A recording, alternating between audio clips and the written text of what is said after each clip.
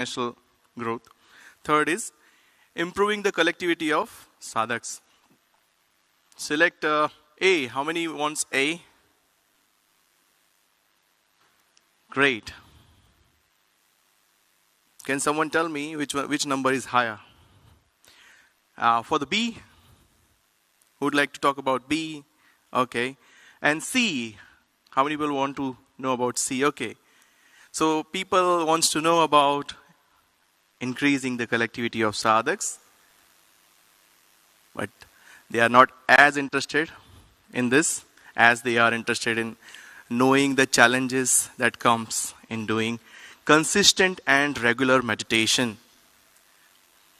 So let's first hear the troubles you already have, and please don't invoke the Fifth Amendment.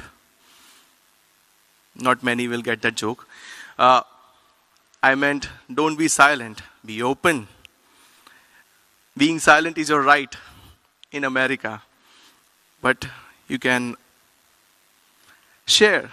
That's your right here.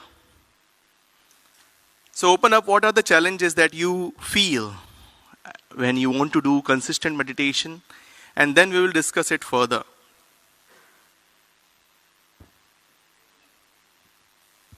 Laziness. How many of you agree that this is a problem? How many of you feel lazy? But isn't lazy people the best people to do meditation? You have to do nothing. Just sit there. Right? It's so counterintuitive to say that lazy people cannot do meditation. I feel lazy people are the best meditators. Anything more to share? Yes? Time. People who are busy, or they think they are. They do have time to scroll almost 1.5 hours of reels. They have time to talk to the people who are actually going to bring some sort of negative impact on their subconscious. They all have time for everything because it's all interesting. You feel that you are passing the time, but actually the time is passing you. So yes, some people may feel constrained. Not all people are the,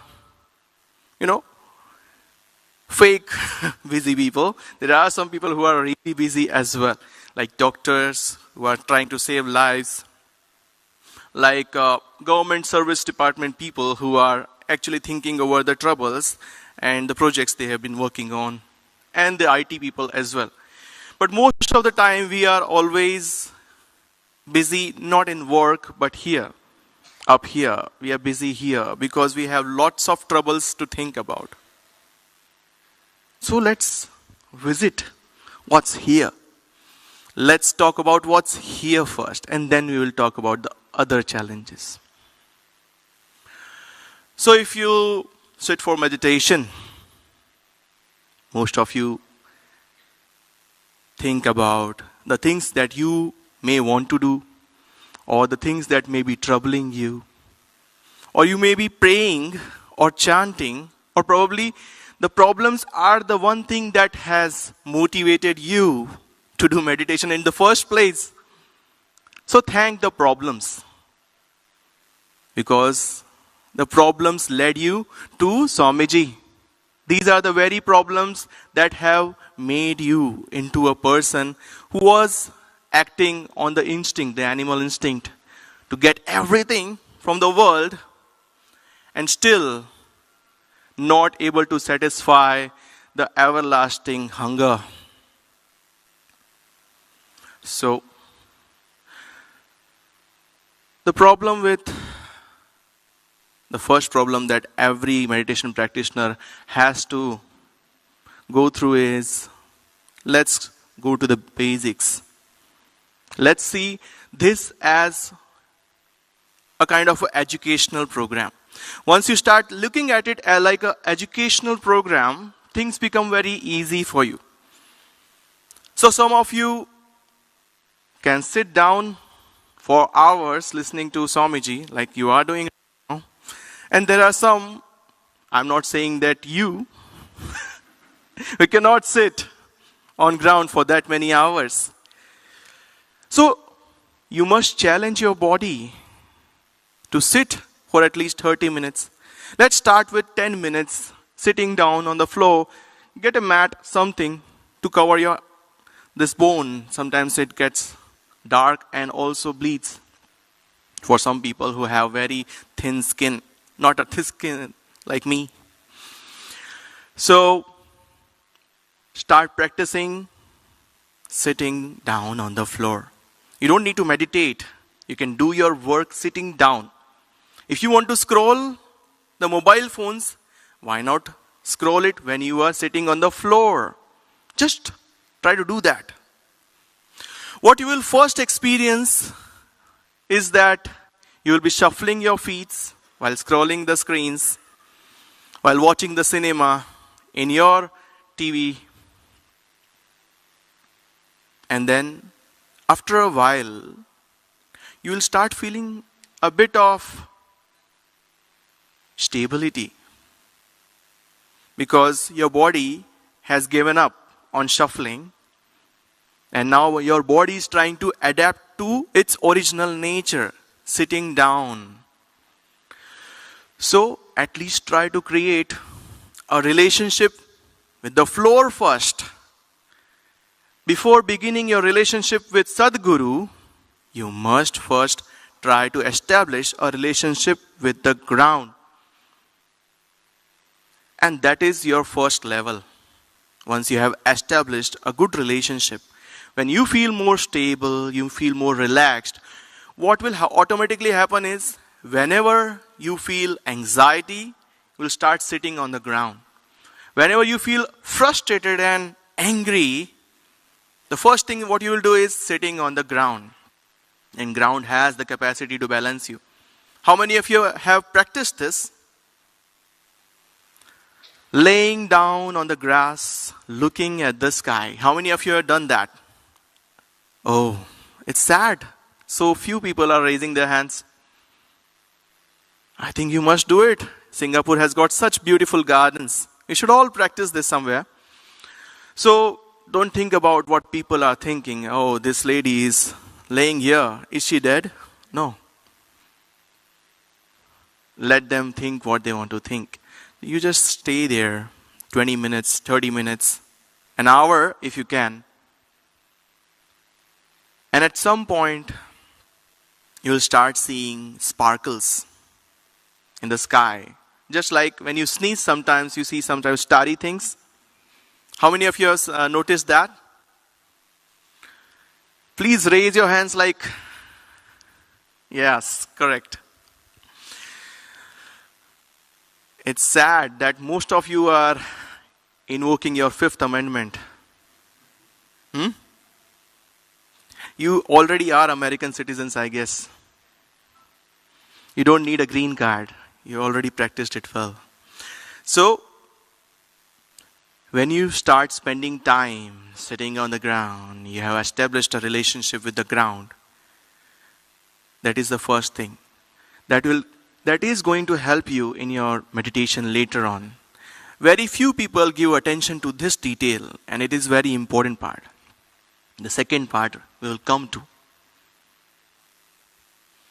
is your mind. Because you have a tendency to think a lot, especially when you are not distracted. Your mind is almost hardwired to get distracted and not stay still. So, what should we do about that?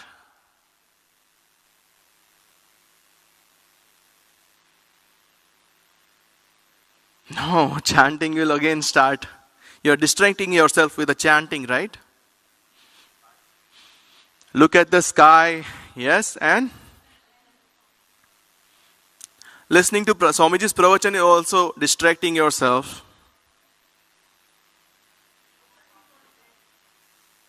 Focusing on breath is, you're focusing somewhere, yes, okay. So sorry? Awesome?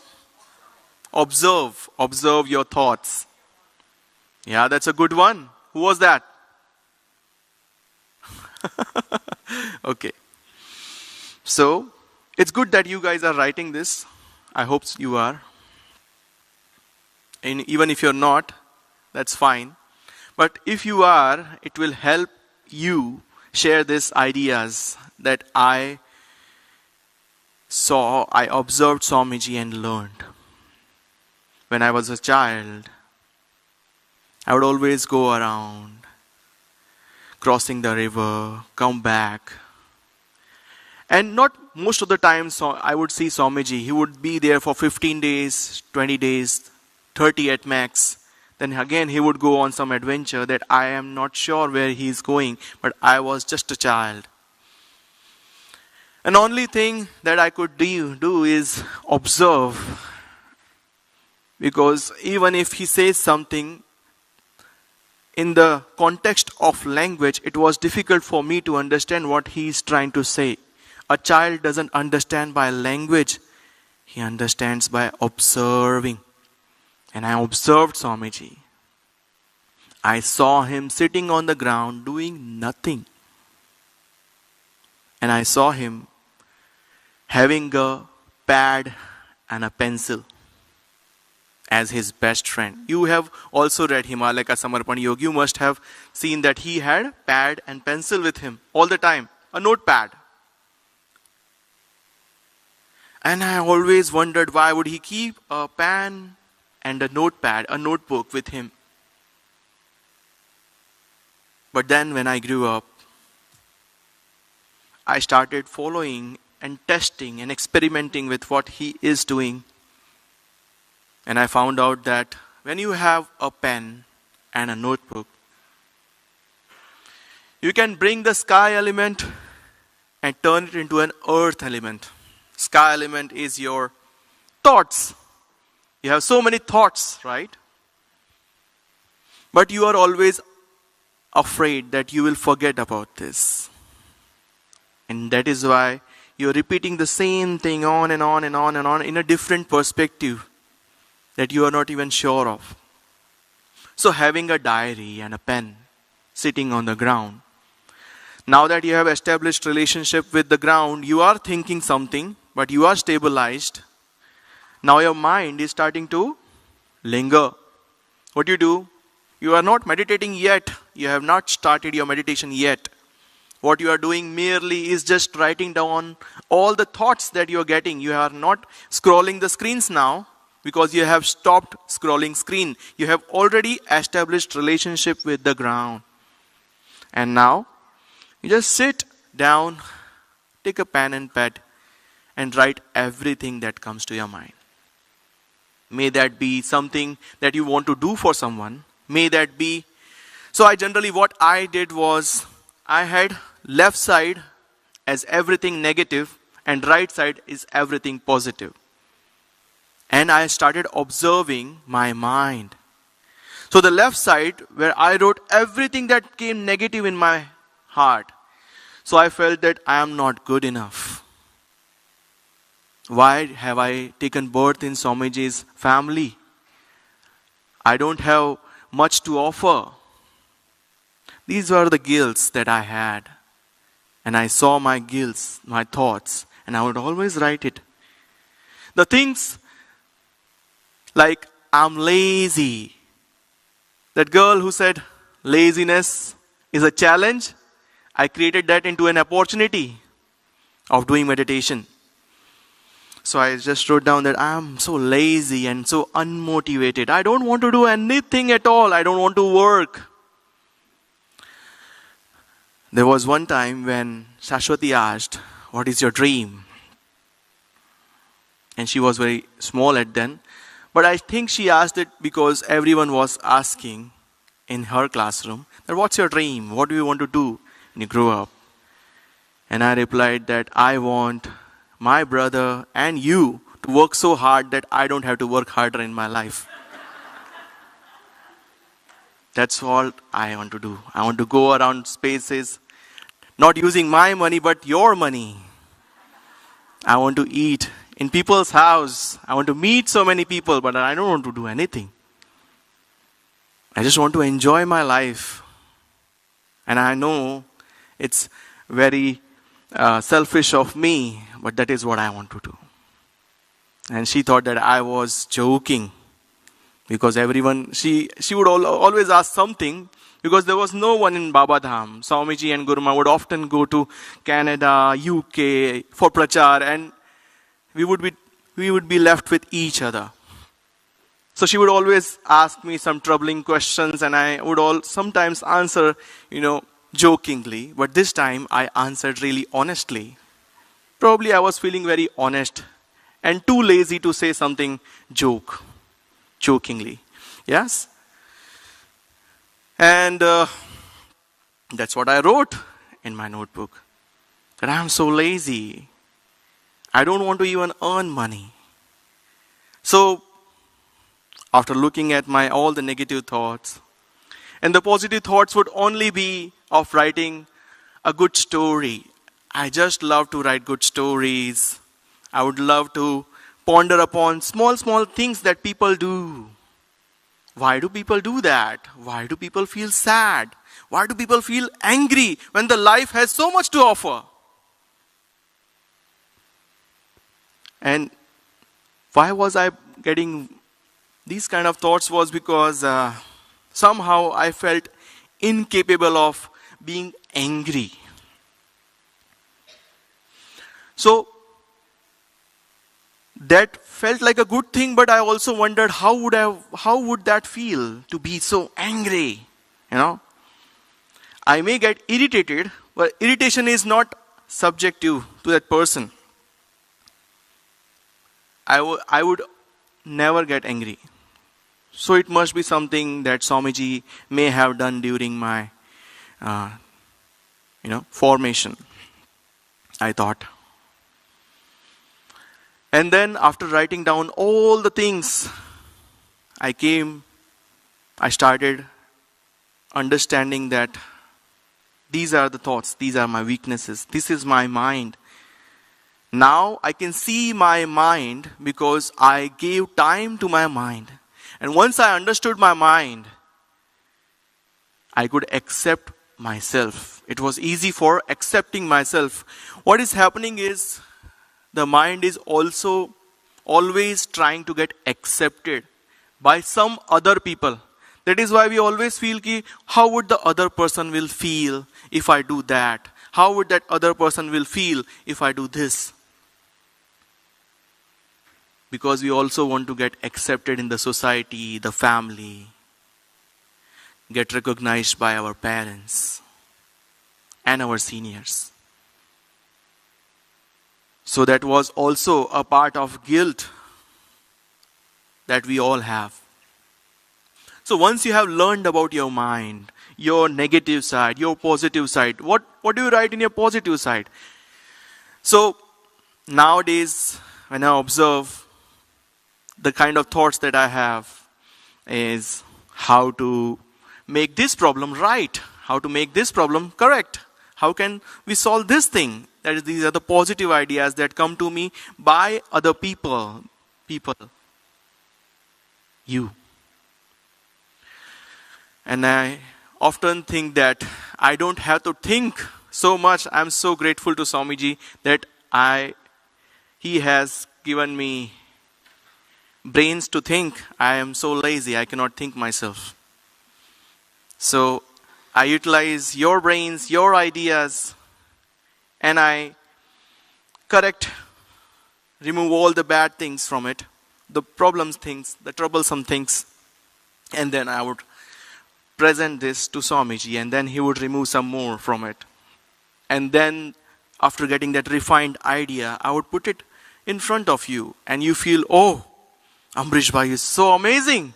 He can think so nicely. He plans so well.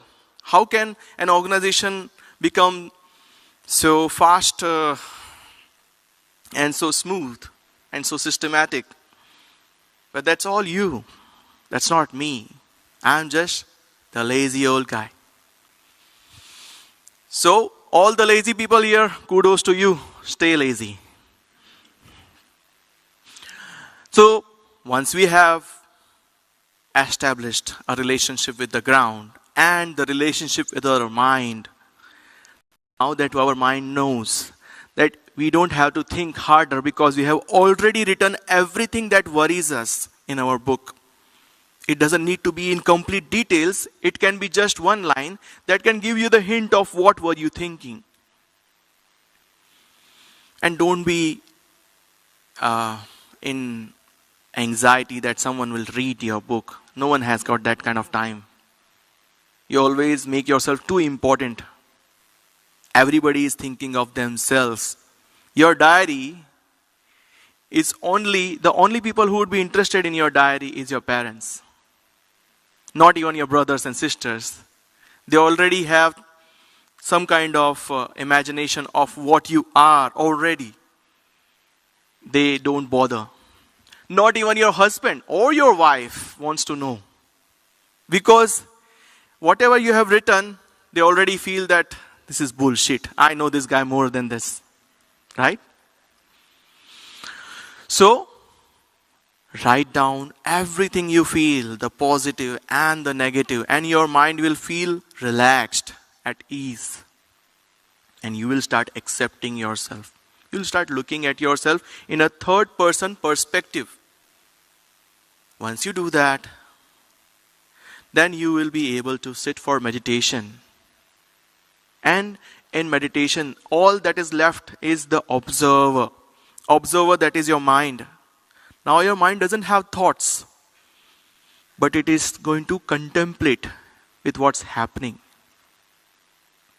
It is going to form imaginations around what's happening and give you an idea of what must have happened. That is how we sometimes overanalyze a anubhuti that has happened to us. And sometimes that boosts our ego. We feel ego, ego, ego. There is no ego. There is nothing. It is just emptying yourself slowly, slowly, slowly. And increasing your soul. The consciousness of your soul. Sometimes, how many of you have felt this? That the things that used to bother you doesn't bother you anymore. Oh, very few people. Please raise your hand. Raise your hand if you feel that things doesn't bother you that much anymore. That's good. Still, there are some people who feel bothered by things. Now tell me, there are things that you used to like a lot, but now you don't like it that much. Yes? We have all felt the change. We feel that now we are becoming a little bit different than what we were earlier after doing meditation. So what's happening currently is not that you are living things, that you are becoming a kind of a saint. It's not you who are becoming a saint. It's just you are becoming complete. Everything else that you thought was important to you, may it be your relationship with your mother, your father, your brother, your lover, all these things that you felt are so important to you, were only the things that were replacement for the void that you had in your heart. The emptiness. You wanted to fill it with something else. You remember when you were growing up at the age of 7 and 8? You all must have had a broken tooth. Yeah. And you would always be like, How many of you have done that? How many of you have done that? Don't be ashamed. Raise your hands like you don't care. I know all of you have done that. And you will be doing that in your old age as well. When you will have a broken tooth, you will remember Ambareeshji said that. We are trying to fill the void, isn't it? So when we have a broken tooth, we try to fill it with our tongue. Similarly, just like that, everything that we seek, the dissatisfaction is everything that we are trying to get, to fill that void. And once we start feeling complete, once our soul feels whole, currently the way of a sadhak, the way of a shishya, the way of samarpan, is filling the things that dissatisfied you and filling and keeping that all at bay, Marina Bay Sands, and filling it up with Sadguru. So all these things that you wanted, you keep it aside. Now you just want Sadguru. The proximity of Sadguru. And slowly, you tuned with yourself and realize that Sadguru and what I feel inside me is the same. It's just like a broken bone, right? Sometimes a doctor would put a kind of a stainless steel inside your bone to, strengthen the feet that has got broken down, your bones which has got shattered. To make it whole, they put inside a rod, a steel rod in your leg.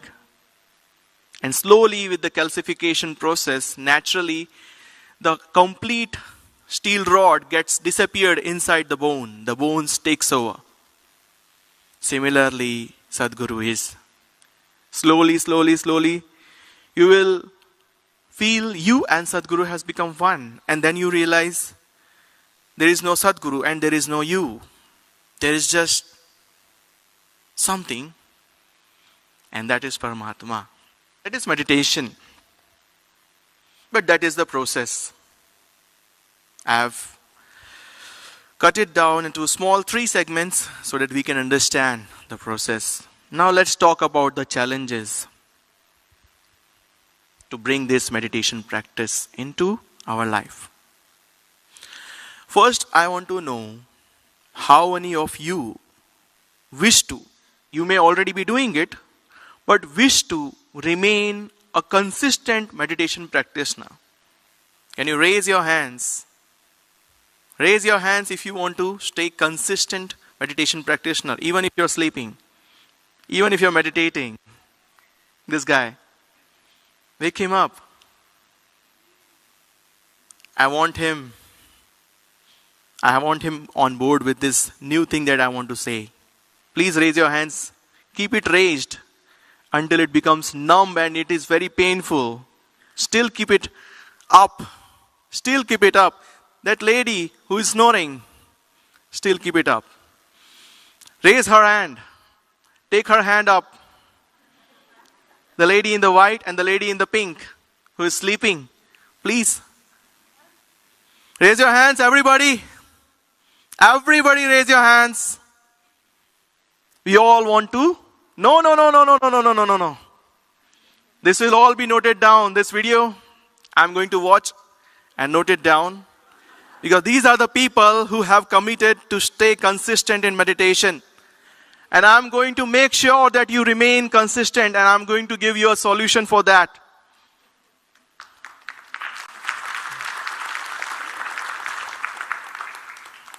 So tell me the count. How many people are here?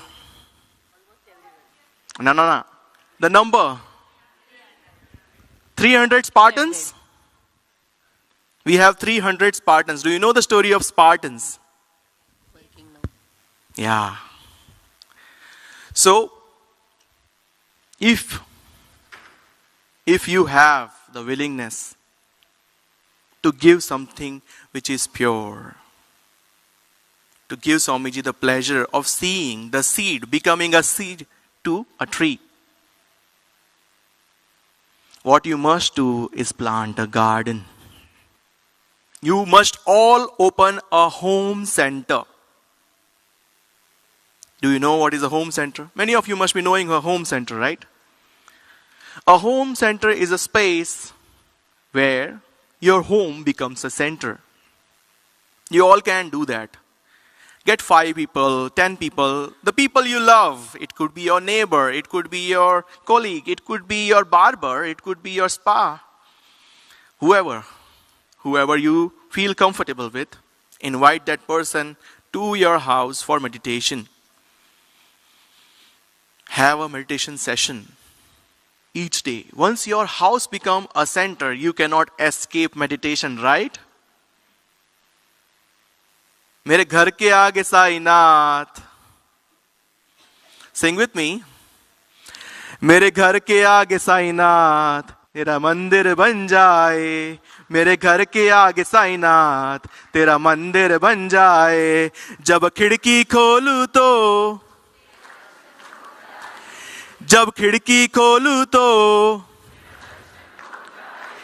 मेरे घर के आगे Sainath.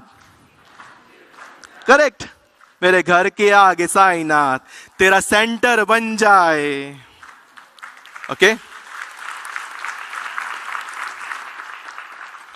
So try to promise yourself, try to commit to this mission. Yeah, you could be husband and wife and you can only open one center. That doesn't matter. That there are 300 centers open or not. What's more important is this Chaitanya Mohatsav. Each one of you can gift Swamiji something so precious. For a guru, his knowledge, what he has received from his gurus, when passed down to others, is the most wonderful gift you can ever give.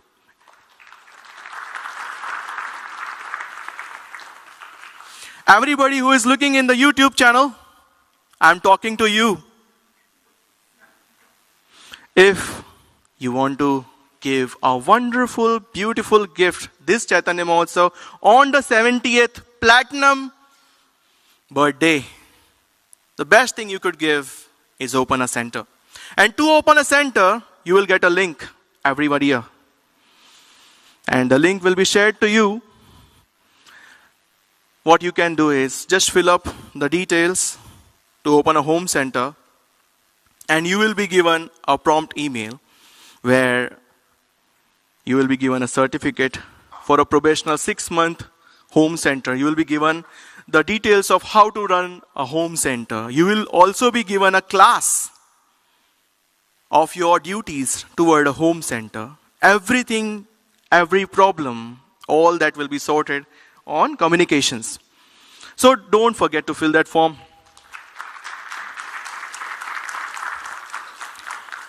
And at the end of 6 months of probation period, a checking would be done to identify if it is going by the standards that we have provided to you. And you will get a complete 3-year certification of a home center, where your home center would be put on our website to display to everyone who wants to come in.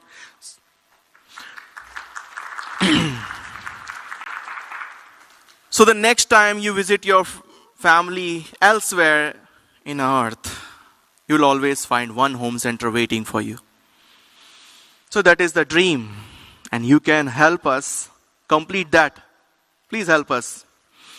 So, by opening a home center in your own home, what you're doing is making sure that you don't skip your own meditation session every day. If you have any questions regarding this, we can discuss it here if the time allows us, because I have already completed most part of it. And yes? Yes, let me tell you some details about home center. So home center runs for 5 days a week, Monday to Friday, because those are the times people hate going to the work, right?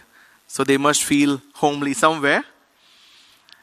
And what is the best place to feel homely? It's home center.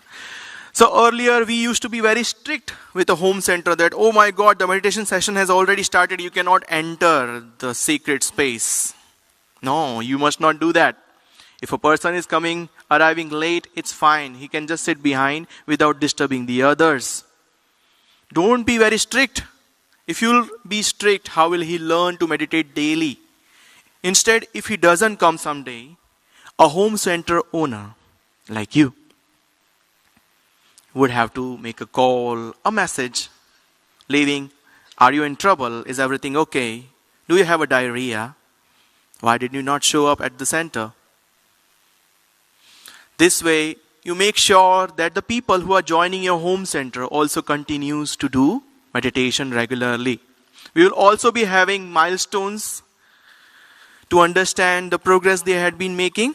So, completing a 45 days meditation, you will receive an email congratulating you on your 45 days complete meditation. We'll also be helping you with our newsletters to give you some ideas of what the troubles you may be having through e-newsletters. So these are the things that we are planning to share and do. And you can all help us with this. Any other questions regarding home centers or meditation? We can all talk.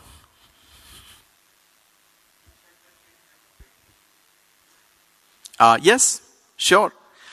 So people, you all have 5 people or 10 people coming at your home center every day.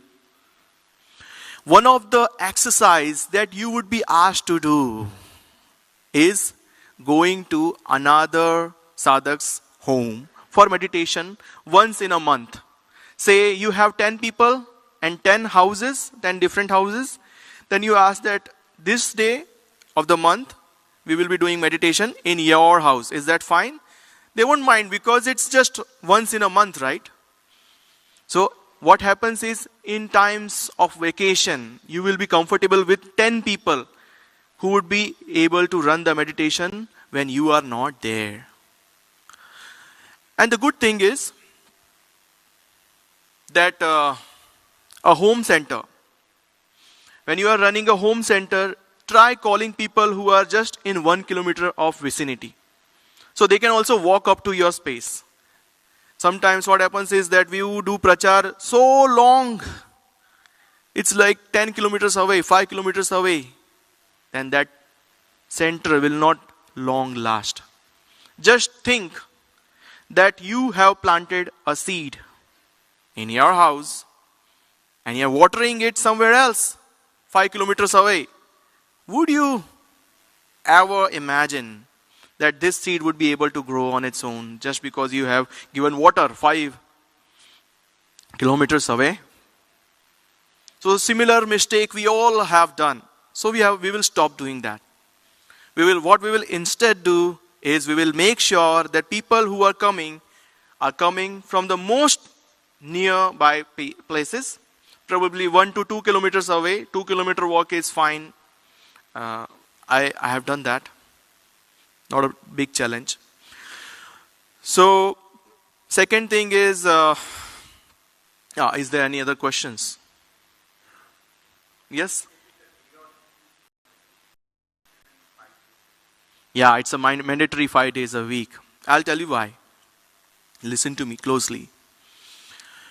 So, you have all felt how pure you feel after attaining several Chaitanya Mohatsav. Within 2 days, you will be back to normal.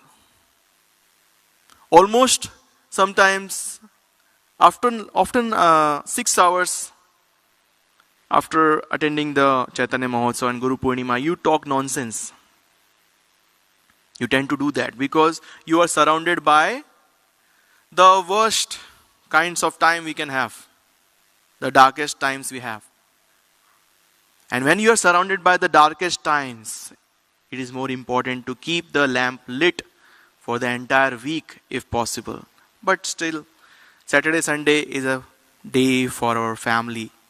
We must allow a family to thrive, yes? So, for 5 days, it's mandatory. We should all run this because we want to meditate, right? We want to do it every day.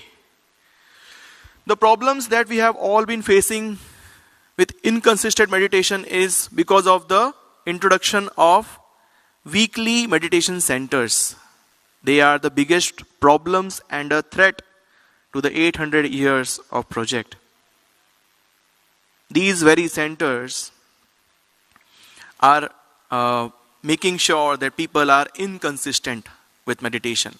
They are not making sure, but somehow they are counterintuitive to what we are here for. Because Swamiji said very clearly, make it a habit. Just like eating, just like your washroom, just like your clothes, every day you change, right? So you must also cleanse your mind. Your mind is your biggest enemy and it can be your biggest friend.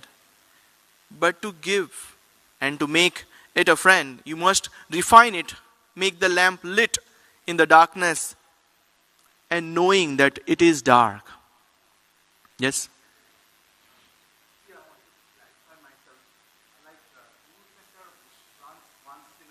Yeah, that's wrong. Yes, but that's wrong. That's wrong. Yeah, but what I'm saying is a weekly center, Juhu center was the first center, right? And it's a weekly center. So people from a different part of the world, how they see Juhu center, they say it's a weekly center. That means doing once a week meditation is okay. That is how it is interpreted. What is interpretation and what is the reality is a different thing. When you open a weekly center, people will start because people don't want to do meditation. They want to do just 1 week of meditation and think that they have been practicing ever since. That is not the way. Like Swamiji says that if you cleanse the copper vessel once and the next day you don't clean it, the copper vessel will again get dirty. It will start gathering the dust. So you must clean it every day, otherwise it will remain dirty.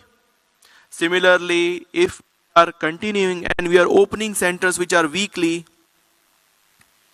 it's a problem. Second problem is online meditation. It's the worst. Online meditation makes you feel that you are actually meditating with a lot of samuhikta. It makes you feel that. But you are not in the samuhikta. I'll tell you how. And you may feel bad, but it's the truth. Just imagine a mother who wants to be a mother and cannot become a mother. You give him a baby, a doll, and this is your baby now. Call him Aryan. Would that mother ever feel that it's a baby? Yeah, the baby makes noises. She can play with the baby, but in her inside, the subconscious knows that this is not a baby. This is just a toy. Just a toy. In the COVID times, when the things were tight, we couldn't go to the centers.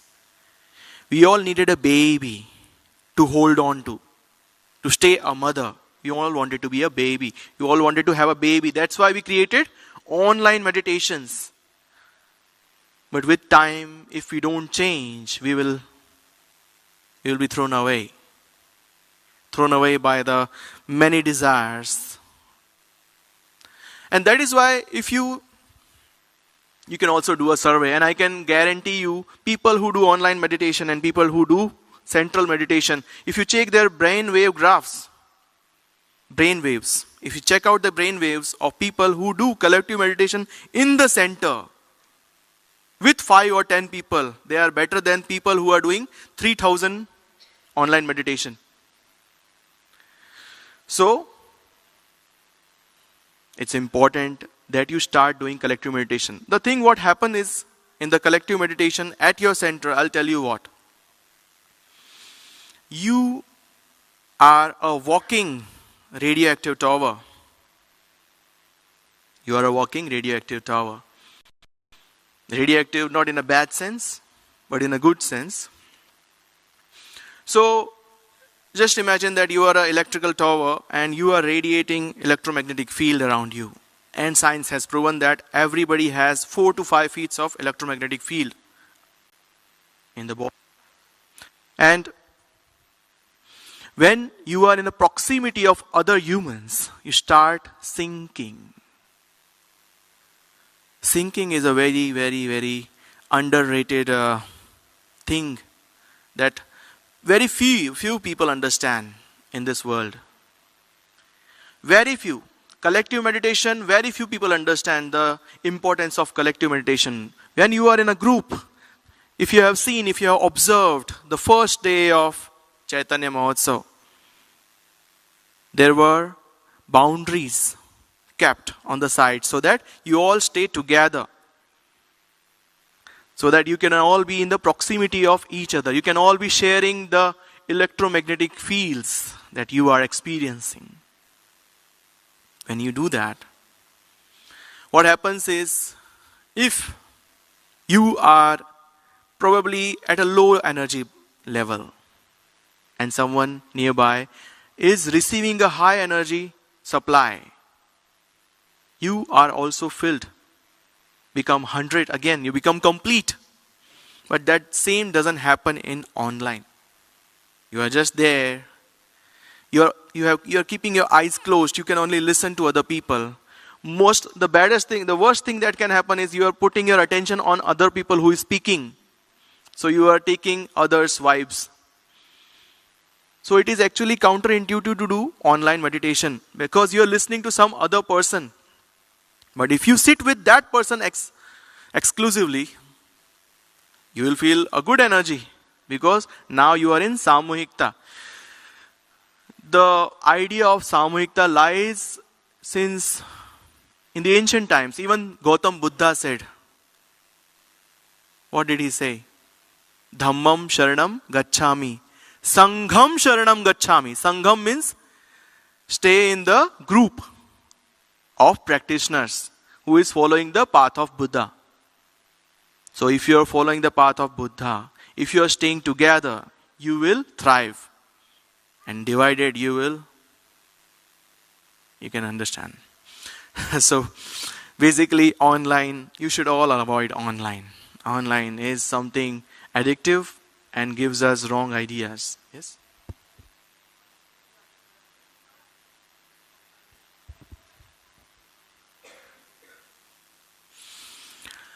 When you are traveling, so it is not important to do collective meditation every day. When you are traveling, of course you will be not having that kind of community and all that.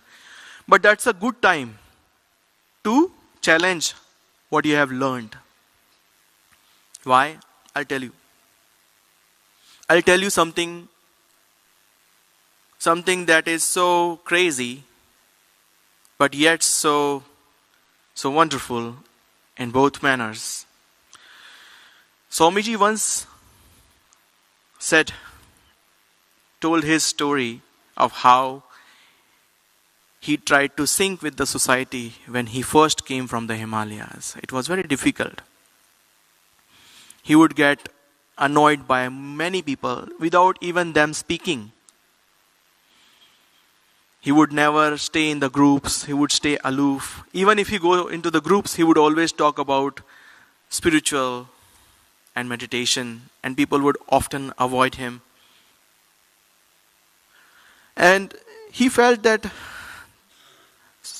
his guru had sent him to the society because he was part of the society, and now he is not feeling part of the society. He is feeling different. How to become one with the society? He couldn't do that. And he challenged himself to become part of society. What he did was really crazy. Listen to me now, very clearly, okay? So, you all have done meditation with a discourse on. How many of you have done that? Discourses on, yes? Because you have lots of thoughts. What you do?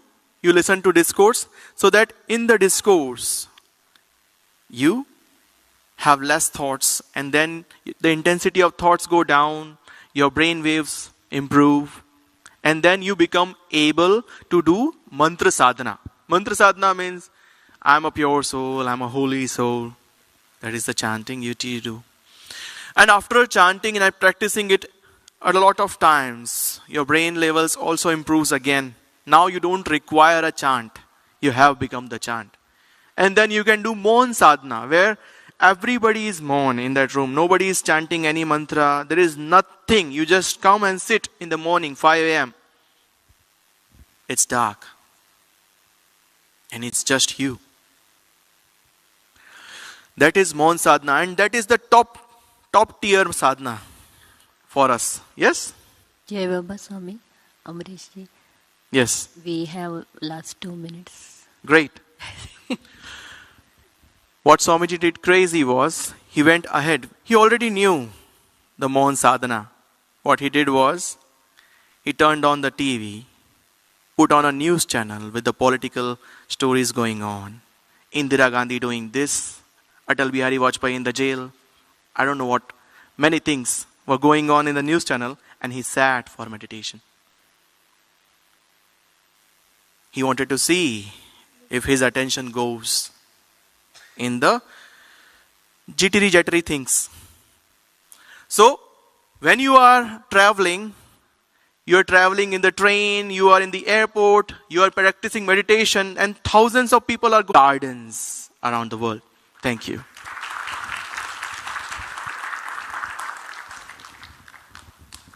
धन्यवाद अमरीश जी आपके बहुमूल्य मार्गदर्शन के लिए.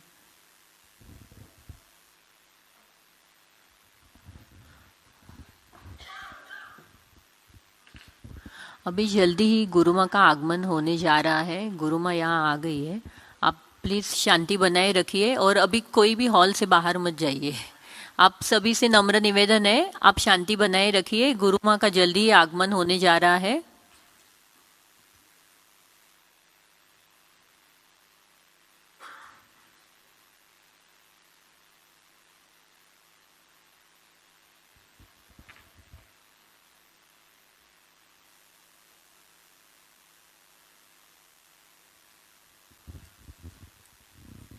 Kindly maintain silence. GuruMaa will be arriving soon.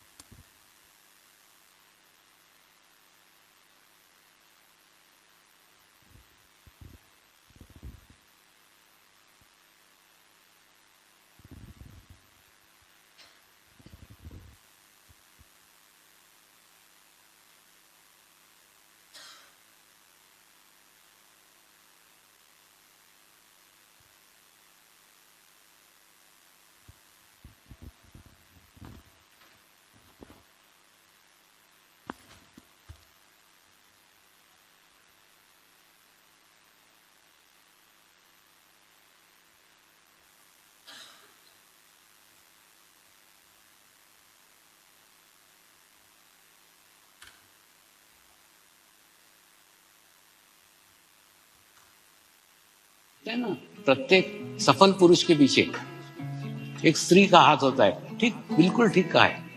मेरे भी पीछे गुरु माँ का हाथ है। मेरे माँ का देहांत कब हो गया और उसका स्थान गुरु माँ ने कब लिया, मुझे पता ही नहीं चला। तो मेरे बाप शिव बाबा है, मेरी माँ गुरु माँ है, इसलिए मेरे 2 श्रद्धा स्थान है। एक है शिव बाबा, जिनके कारण मुझे बीज प्राप्त हुआ, और दूसरी है गुरु माँ, जिसके कारण मैं बीज से वृक्ष बन सका।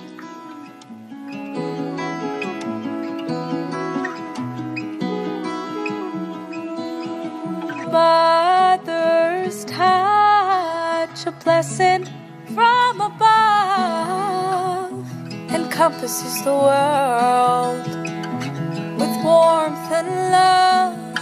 In the whole universe you reside. GuruMaa, you are Amba, you are GuruMaa. Mother's touch, a blessing from above, encompasses the world with warmth and love. In the whole universe you reside. GuruMaa, you are Amba, you are GuruMaa.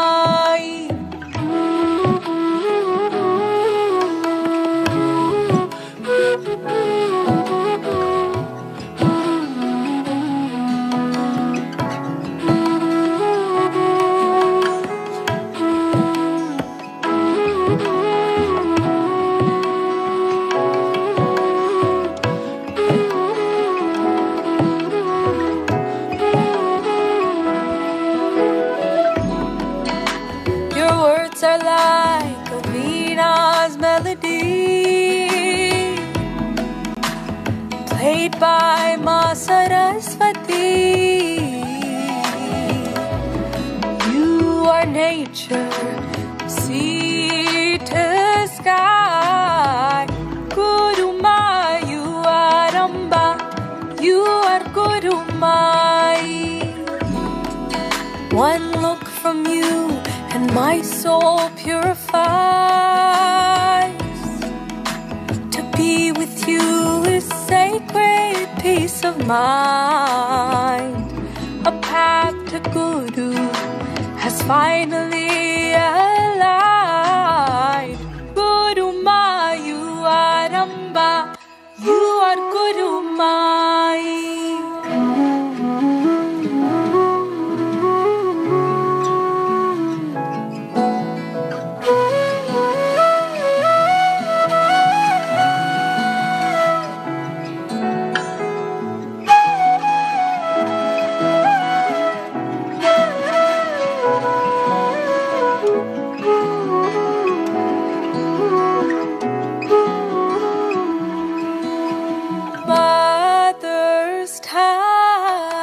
Blessing from above, encompasses the world with warmth and love. In the whole universe you reside. GuruMaa, you are Amba, you are GuruMaa. Mother's touch, a blessing from above, encompasses the world with warmth and love. In the whole universe you reside. GuruMaa, you are Amba, you are GuruMaa.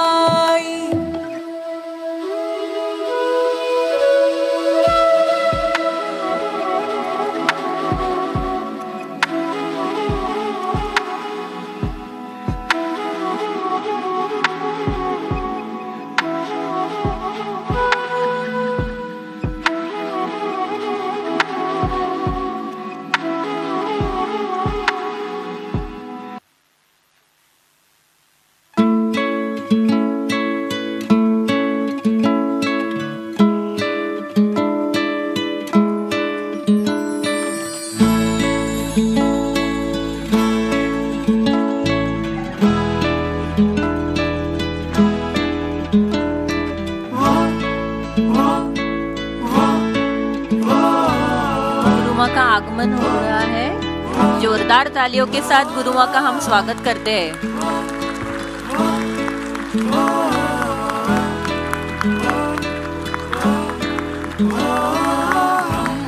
रूपिणी जगत व्यापिनी परमेश्वरी गुरुमाँ, अखिल धारिणी जीव तारिणी शाकंभरी गुरुमाँ।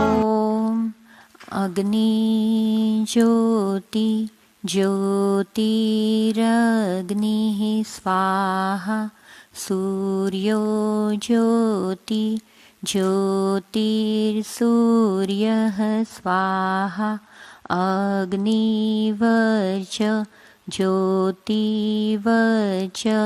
स्वाहा, सूर्यवर्च ज्योतिवर्चः स्वाहा, ज्योति सूर्य सूर्य ज्योति स्वाहा। ओम भूर्भुवस्वः दीपस्य देवताय नमः। ओम गन्धाक्षतपुष्पाणि समर्पयामि, ततो नमस्कारं करोमि।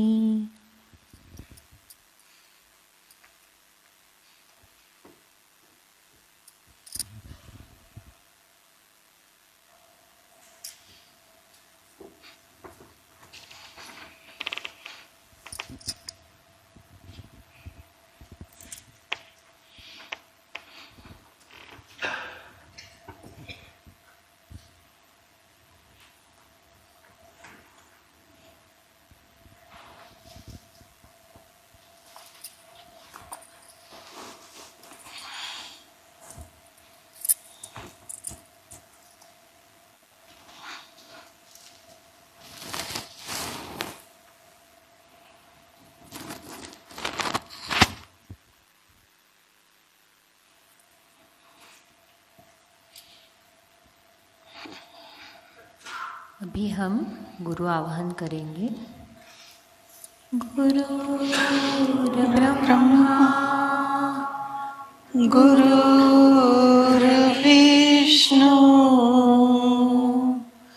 गुरुर्देवो महेश्वरा, गुरुर्साक्षात् परब्रह्मा, तस्मै श्री गुरवे नमः। तस्मै श्री गुरवे नमः। तस्मै श्री गुरवे नमः।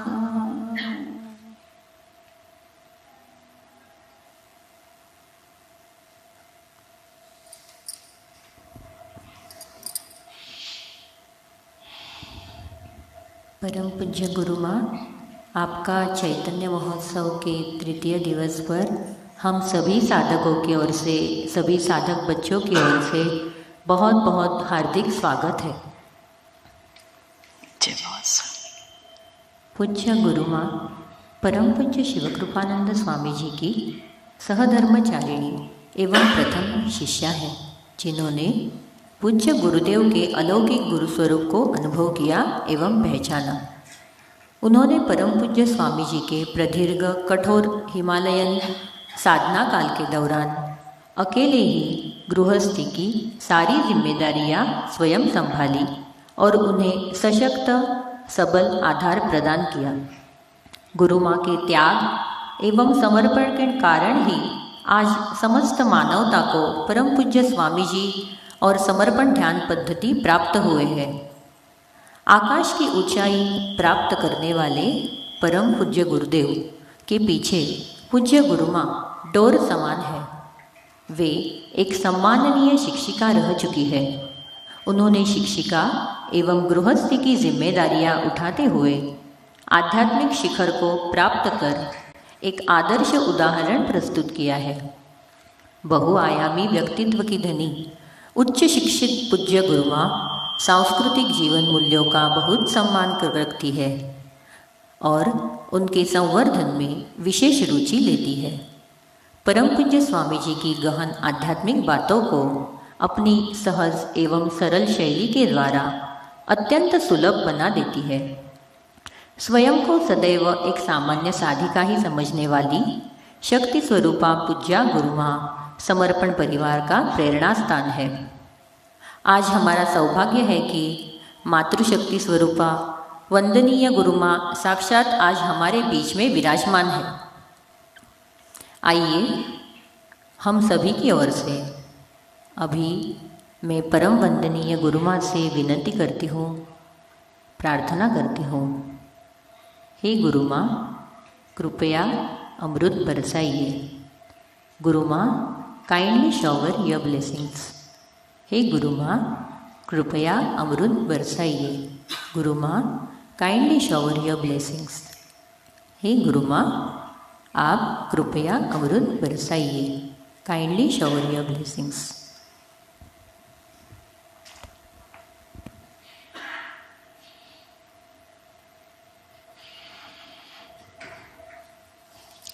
Namaskar, Jai Baba Swami. My salutations to all pious souls gathered here and whoever around the world.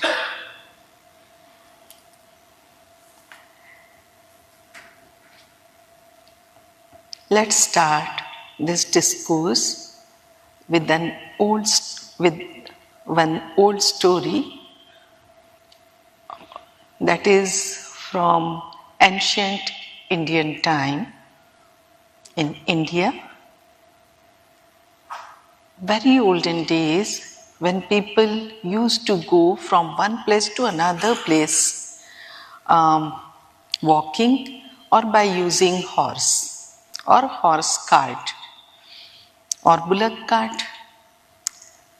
So in those days, there was one Brahmin.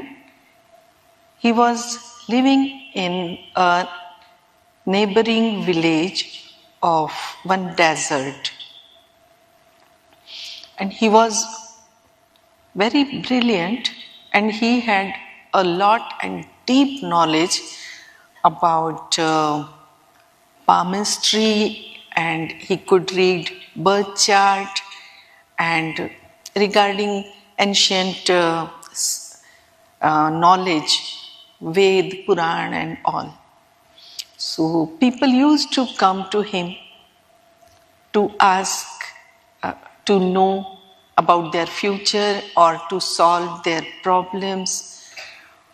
So he was very famous. So from distant places, far off places, people used to come to him asking for his suggestion or for asking some help. And he was very pure soul, very nice person. So he gave very true and honest remarks or honest suggestions to everyone, whoever come to him. So that desert, on the other side of desert in a village, there was one cobbler, I think cobbler word is correct, who makes shoes and slippers, sandals. So he used to make slippers and sandals and shoes for people. That was his business. He got married at the age of 20 and his wife was 18. But after 10 years of marriage, they didn't have any child. So he was very much worried. They both wanted one child. Then somebody suggests them to go to that Brahmin and ask that whether there is a chance of a child who could take birth in their family, and they could be parents of a child. So they went to the Brahmin. The Brahmin saw the birth chart and saw palm and everything. And he said, actually, you are very good souls and your all karmas are over now. So this is your last birth, and that's why there is no Rinanubandh is left so that any child can take birth in your family. They said, what is this Rinanubandh? They said, Rinanubandh means there are some karmas left, means you have to take something you helped someone or you did something good for someone and he could not return back to you. That is Rinanubandh. So if he can't give it back to you in that birth, earlier birth, then he will come to you as a friend or as someone or maybe as your child, and then he will give you whatever was left to give back to you. So he may take birth in your family, but now actually this is your last birth. That's why there's no child in your life. And so they said, okay, but both of us want a child in our family. So what can we do? The Brahmin thought for a while and then he said, okay, then do one thing. Means if you help someone or you do something for someone and if he dies without give you back, then he will take birth in your family. They said, okay. Then both went home. The cobbler made nice sandals and then he kept those sandals in the middle of the desert on a rock, so that anyone who needs those sandals will use them, but he will not understand that whose sandals were those. So he or she could not help us. So he or she may take birth in our family. And those days were very good. No one was like that they will steal something or they will not pay back money. That's why he did this trick to keep the sandals in the middle of the desert. So this Brahmin, he himself was going to some village to perform some puja. He crossed that desert, went to the village where he has to go. He performed the puja, and while on the way back, his sandals were broken and it was very warm desert and it was difficult to walk without slippers or without sandals. Now what to do? It was very, very difficult, and in the middle of desert that happened. Then he suddenly saw that one pair of sandal is there on the rock. So he took the sandals, he wore them, went back home, and then he asked everyone who kept sandals there, who kept sandals there. And every day the cobbler used to go to the rock and watch, observe that whether the sandals are there. As soon as he found that sandals are not there, he didn't knew that that old Brahmin took those sandals, but he understood that someone took the sandals. Then he and his wife, they shifted to somewhere far off village so that nobody can look for them or get them and give them back the money. So they went to a far off village and started their business in that village. This Brahmin, he was also very holy person, very nice guy, and that birth was last birth of him.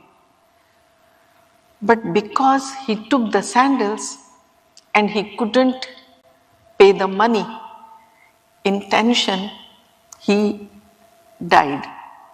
He died and he took birth in the cobbler family. So the child was very brilliant from the childhood. And actually cobbler, when he started speaking shloks and brilliant things he was speaking, he could understood that, oh, that Brahmin took birth in my family. So he was very happy. And he was taking care of his child. Then gradually the child got, he was of 18. Then one day it happened that in king's palace, the guard doing the night duty, he was sick and he was not fit enough to give his duty, but nobody other person was there. So he was thinking what to do. And this cobbler's son, he said, okay uncle, I will help you. I will give you your duty. Then he went to the palace and taking a round of palace.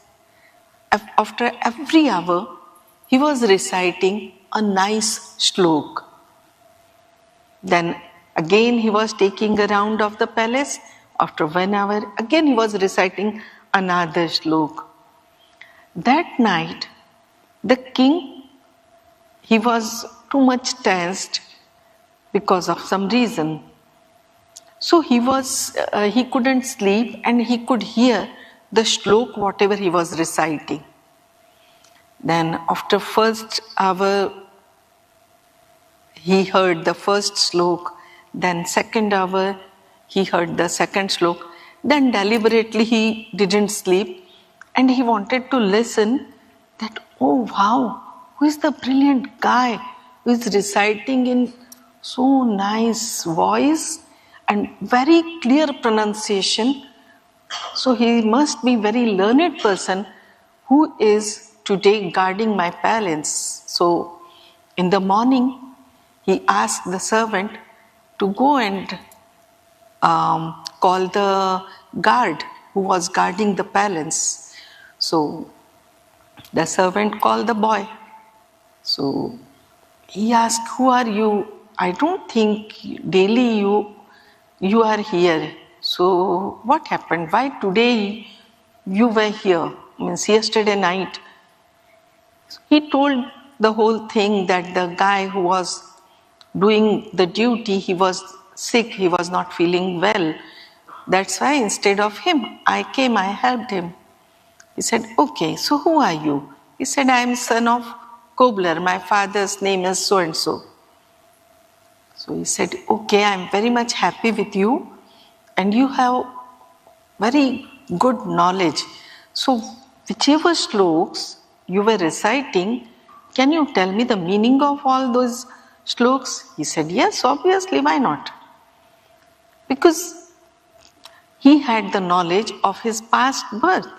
So he could tell the meaning of all the shloks very nicely. So the king says, wow, a cobbler's son is so brilliant, so learned, good. And he gave him a big bag full of gold coins. So the son said, okay, pranam, and then he went back home. And then he gave that bag to his father, that today king gave me this gift. So father was knowing that if he will take the bag, then the Rananuban will be over, so can't say when he will lose his son. So he said, no, you keep this money with you. You are young, you need this. And tomorrow means someday you will got married, then you make good house using these coins and have fun. So he said, okay. Then he went to his mother, Mama, take this. She said, no, beta, you keep this with you. As your father said, you are young, enjoy your life. So he said, okay. Then he kept that bag of golden coins, so in a corner of house. And so on, days were passing. One day some accident happened in the neighborhood, and the neighboring hut caught fire. And the fire, because of the wind, the fire also reached this house, the cobbler's house, and the hut started burning. So the young boy, he said, Father and Mama, you stay out. I am giving you all the things, precious things to you, and take care of them. They said, okay, and they just forgot what they should not take. So everything he was giving, the box of clothes, the instrument of making shoes and all. And then every time he was asking, so you hold it, na? Yes. So you take it, na? Yes. You received, na? Yes. Again he was taking. So one by one, the number of that bag full of gold coin, he gave them to his father and asked him, so you took this, na? He said, yes. You received? Yes. So you accept this? He said, yes, beta. Yes, come soon. Don't be inside. The fire is going on and on. He said, yes. Then he went inside and he finished his life, because that was his last birth. And only one thing was left, that one Runanubandh. So he fulfilled that Runanubandh. So the story is up to this only. But what is the thing which we should learn from this? Because every story gives us some message. That the first message is, this is my own observation, that we have number of sadhaks who didn't got married. So don't be panic. If someone who has the Runanubandh with you is there around the world anywhere, he will come into your life or she will come into your life. So don't be impatient or don't be unsatisfied.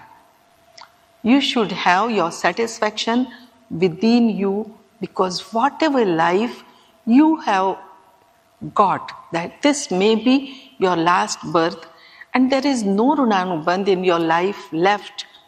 That's why no one is in your life. So this was the first thing what we can learn. The second thing, there are number of couples who don't have any child. So don't worry, this may be your last birth. So no Runanubandh, that's why no child. So be happy, be satisfied that this is your last birth. And that's why no Runanubandh left. But now, be cautious so that you should not keep any Runanubandh to take next birth. Because in this birth, if you take some help, you take any kind of help and you do not pay back, then also there will be Runanubandh and then you will have to take another birth. And for that, Swamiji has guided us so nicely that get a karma mukta avastha, means no karmas left. That means whatever you are doing, because if we are even doing good and keeping in mind, I helped him so much, I helped her so much, I had so many peoples, and this ego will be here, and may not be ego or may not be any guilt that I couldn't pay back. So if you are helping, doing anything, not even using money, but by our deeds, by doing something anyways, if we are helping someone, then just leave it to Swamiji, that Swamiji, this my physical body is instrument of you, and you use this instrument as you feel like using. So whatever this physical body does, then we are not doing, we are not the doer. Whatever is going on or this body is doing, that only Guru energy is using you to help someone. Guru energy is using you to whatever your karmas are left, so you will miss some good karmas if you did in last birth. So this birth you have to enjoy that good deeds, na? So good things also we have to take it back, and bad things to give someone. Everything will happen and you will do nothing. So let your physical body be instrument of Guru energies. So every morning one should pray that Swamiji, please, whatever you want me to do, you help me and get it done. And whatever this body should not do, you please stop me doing those things. Then what happens? That there is no guilt, there is no ego, and I'm not saying that don't enjoy your life. On the contrary, I always feel life is a very nice journey and one should enjoy it thoroughly. Every drop of, or every moment, we should enjoy our life. We have got a very nice life. God has given us everything. We have eyes, we have tongue, we have hands, we have foot, and we have that capacity to use everything. The only thing is how to use all the parts of body. God has given us tongue, so should speak something good, should encourage someone to do something good. Wherever we are going or wherever we are sitting, the happiness should be around us. So if we really want that everyone should be happy, then say something good. Whatever we can do, we can encourage someone. See, we can use our tongue to discourage someone, or we can use our tongue to encourage someone. So I feel, even as a teacher, to encourage always my students. And daily there were a number of incidents happening in the classroom. And whenever I come back, my kids, my children, they used to ask, yes, today what happened? Today what happened? Because small incidents, they always give us pleasure. So just I will tell you one small example. Like I was teaching English in class 1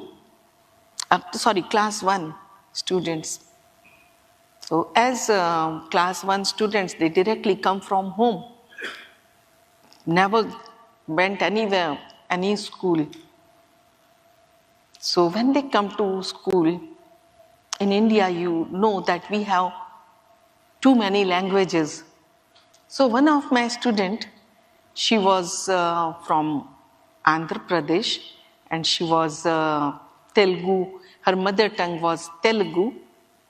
And she was not knowing Hindi, neither Hindi nor English. And we were in Maharashtra, so not even Marathi. So when she came to school, she could speak only few, she could understand very few words. And as I was teaching English, so that was my duty, that students should speak English in English period, Hindi in Hindi period. So basic things I taught them, that whenever you want to go to washroom, then ask, Madam, may I go to washroom? Or Madam, may I drink water? Or whatever, like that, small things. So whenever I write something on the board and tell them that, okay, now note down from the blackboard. They used to write, so that girl who she couldn't speak Hindi, Marathi or English. That day, she was not in mood to write anything. So she was not writing. So almost whole class wrote down, but she was just, I always say, Sahiti, and she was, yeah ma'am, yeah. Just means I could see that pencil is not touching the notebook. And she was just doing like that. Then half of the class finished their work and they came for the correction work. I corrected and I was looking at her. She was sitting on the second row. So then when almost 3/4 of the class completed, I just tapped like this on the table, Sahiti, and I stood up. And she looked at me and she said, no, sit at your place, don't come here. Generally these words we teachers use, no, don't come here, sit at your place. So she ordered me, no, sit at your place, don't come here. I said, okay Sahiti, I will not come there, but you finish your work within 5 minutes, okay? Otherwise I will come to your place. So she said, okay. Then she thought, okay, she will have to complete. Then she finished her work. So these are small things. And in the same class, there were two Sardar kids. Sardar, you know, the turban Punjabis. So they were also very funny. They ride so much slowly. Then one day, one nice day, they were twins, Aman and Gagan. Then the Amandeep Singh, one day he was dancing, Madam Ji. I said, Gagan, Aman, you finished? Yes, ma'am, I finished the first line.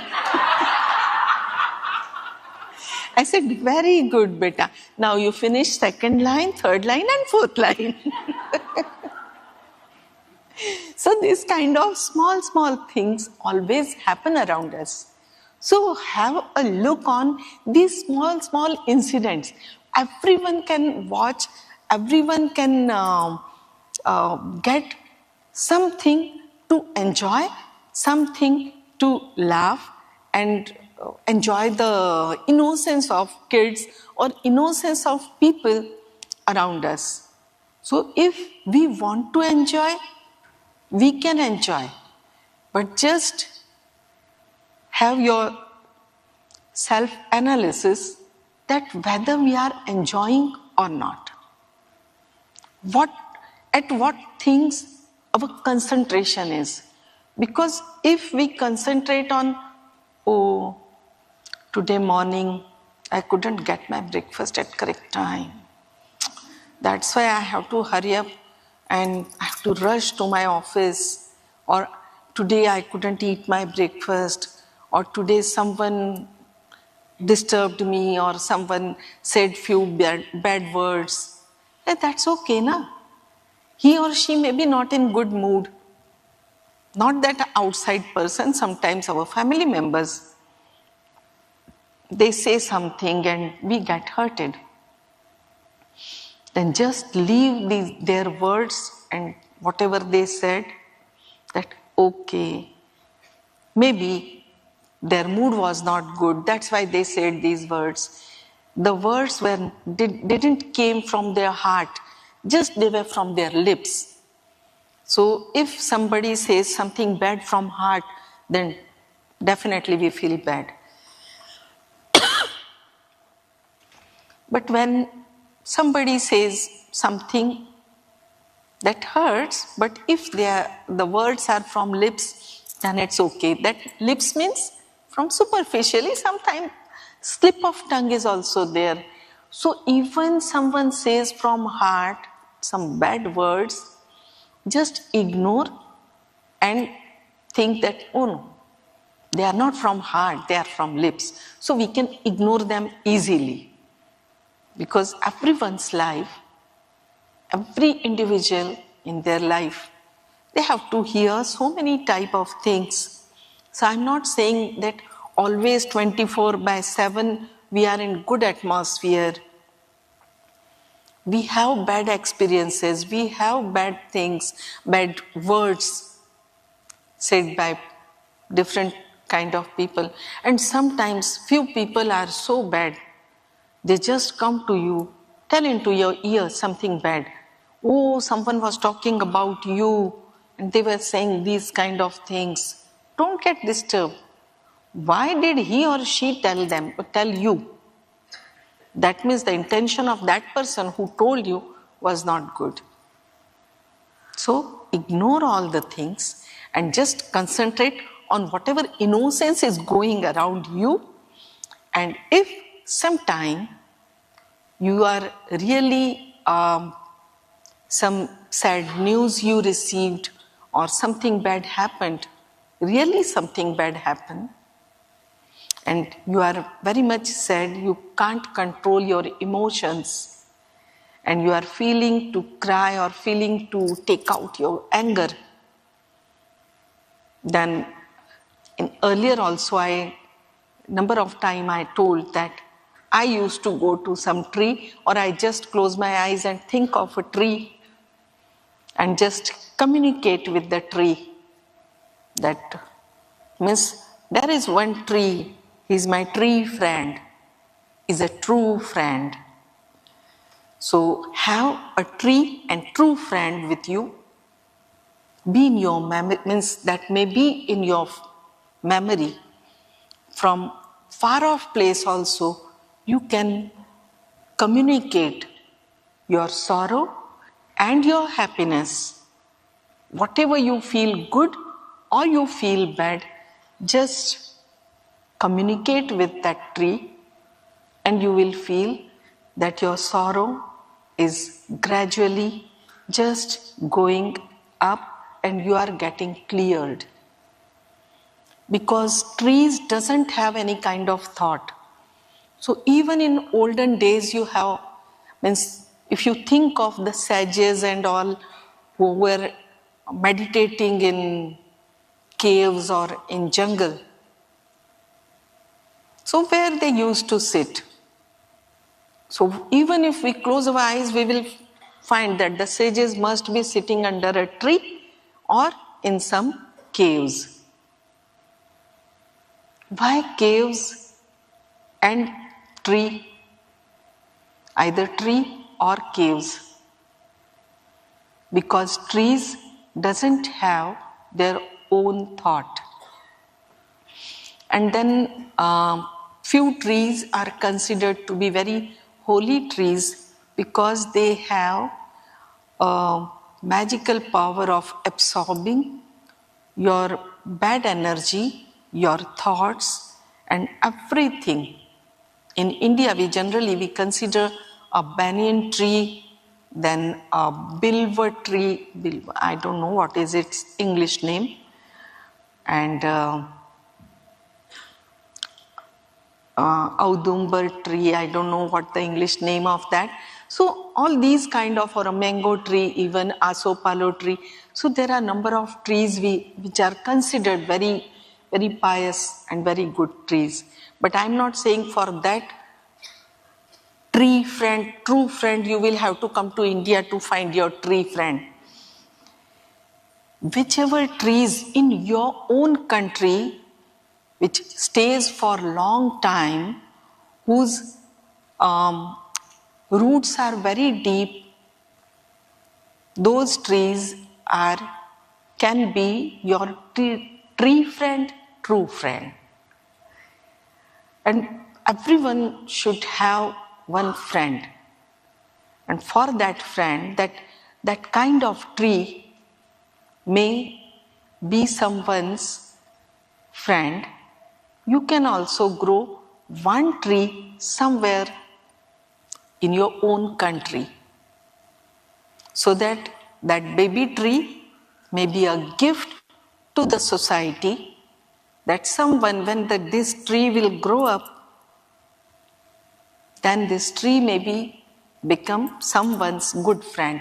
You have a grown-up friend, but though you can plant a tree so that tree will grow big and will become someone's good friend. So these trees, this nature, always help us because they are part of nature and they are part of the 5 elements. So even when we say the old sages, and maybe today also, sages may be meditating in the deep caves of different countries. Don't think that sages are only in Himalayas. Maybe more sages in Himalayas, but I still remember when we went to Canada and we went to Rocky Mountain, and from there we were going back somewhere. I don't remember the name now, that where we were going, but we went to some place there. Red Indians used to perform their rituals. So there was a lake, very nice lake, and just opposite, means the other side of that lake, there were hills and glaciers were there, snow was there. So one of the sadhak asked Swamiji, as in Himalayas the sages meditate, do here also sages meditating? Swamiji just closed his eyes and said, yes, a very few, but don't go and try to approach them. So this will be a kind of disturbance to them. So that means everywhere around the world, sages are there. They are meditating, and because of their energy, today the world is quite balanced. So let them meditate there. We are enjoying the energy, but as a sadhak around the world, why Swamiji is going around the world to bring awareness about meditation and to teach meditation so that everyone can reach to the goal why they took birth. But as a sadhak, we all sadhaks should also have one goal. You see, we got a light, a flame from Swamiji's candle. So this is our duty, that our candle is lit, we have a flame in our candle. So we should also lit at least one candle. That means we should encourage at least one soul so that he or she may lit their candle and do progress, and like this the whole world will have to different places, small candles, small flames. And with those flames, the whole world will be enlightened. Everyone have the right, every soul has the right to get self-realization, enlightenment. But because of our experiences, because of our ignorance, we can't reach to the real knowledge. So this is every soul's duty. Whoever have the self-realization should encourage the other people. Just encourage. We should keep on trying to save different souls. So when we talk about meditation, about self-realization to hundreds of people, then one or two are encouraged and they try to attend the program and get self-realization. So this is our Guru Dakshina towards Swamiji, because Swamiji don't accept anything, means he is accepting everything and using that help to go to different places and spread the energy everywhere. But as a Guru Dakshina, what we can do? As a sadhak, we should encourage different people around us, at our working place, at wherever we are staying, our friends, and so on. But now the question that this, okay, we all will do. But as in the beginning I said, that life is a journey. And for every journey, each journey, we keep on preparing for the journey. Wherever we are going, you all around the world, you are coming from your home to here, from different parts of the world. You came here. How much time you took to arrange your bag to come here?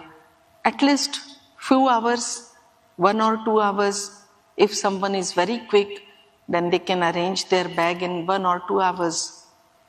At least 1 to 2 hours you took time to arrange your bag and you came here, right? Now life is a journey. How much time you are sparing to complete this journey?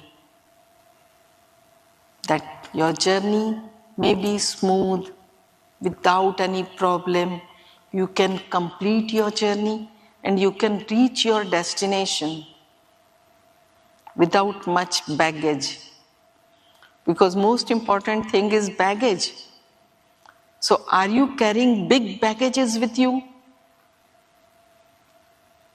In the beginning of your journey, maybe big baggage may be there.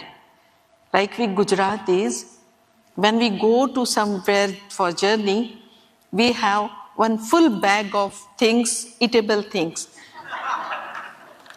At the end of journey, we finish all the eatables.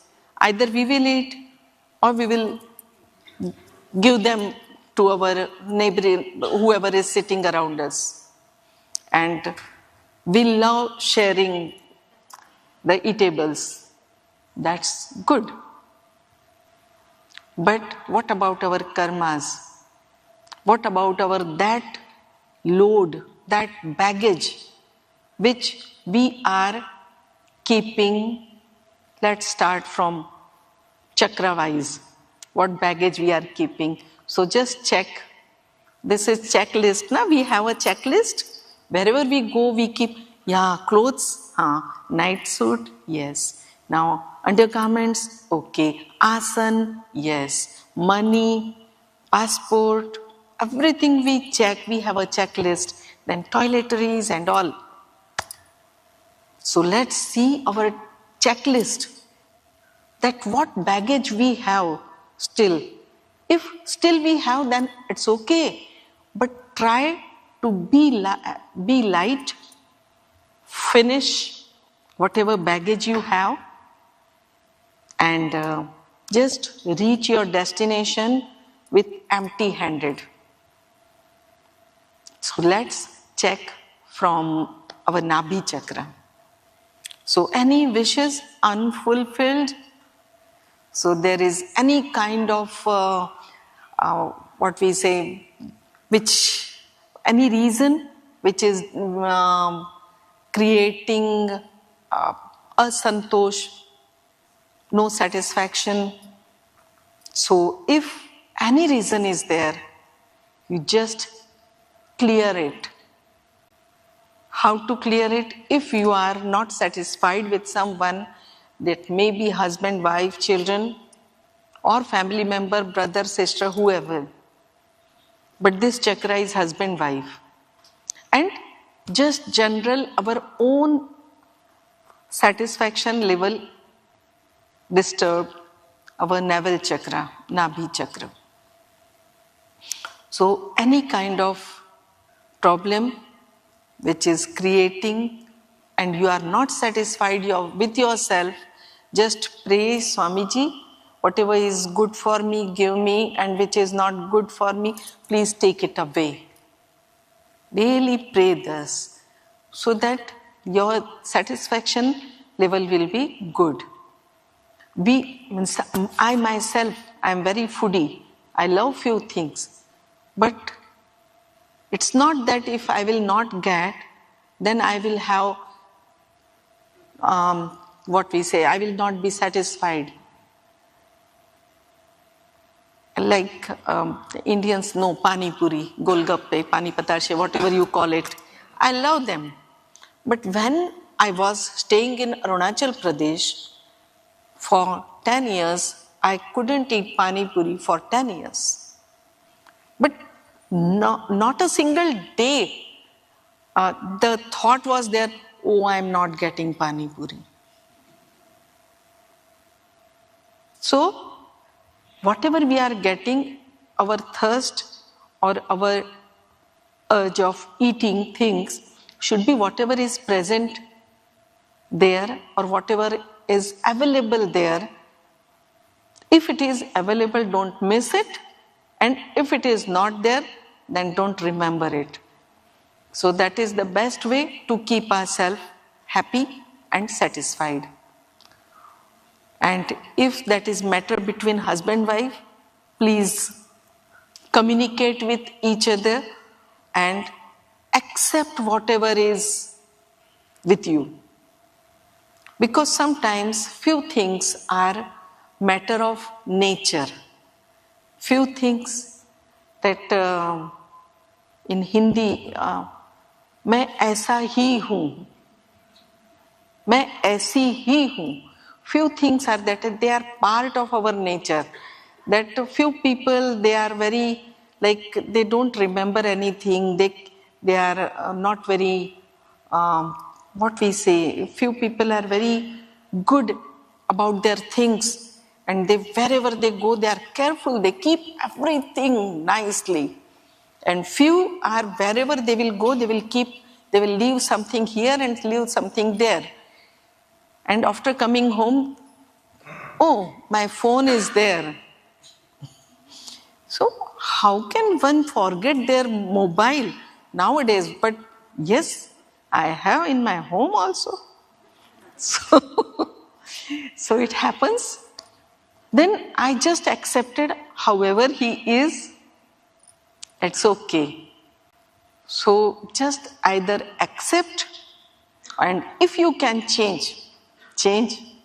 But don't be, don't have that feeling that could disturb your navel chakra. So be satisfied whatever God has given you.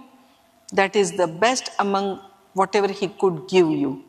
So He gave us the best thing. So thank you, God. Then the next is our heart chakra. So the baggage should here be cleared. So however husband or wife you have got is the best for us. Then our heart chakra, that is about our children, our kids, and the tensions and the fear that disturb our heart chakra, that make us, like few people might have seen, they are very much, they have anxiety, they have a lot of tension. If they have to go out, they have so much of anxiety that because of anxiety they will just forget something to do, or they will make some mistake, or they have so much anxiety that because of their anxiety the whole family get disturbed. So that shows that this chakra is weak. And about children, parents' place is in children's, their kids' heart chakra. So as a parent, we should keep our children free. Just pray Guru energies, that Guru energy, take care of my kids. And be free, do everything, whatever you can do. But rest all things, leave to their destiny also, because every soul has their own karmas. They have to face number of things. So few things are not possible that everywhere you can be there. So just leave to God. And the people, the sadhaks, who have too much of tension, try to surrender more. Just pray Guru energies, that means Swamiji, please take care of everything and everybody, and especially please take more care of me.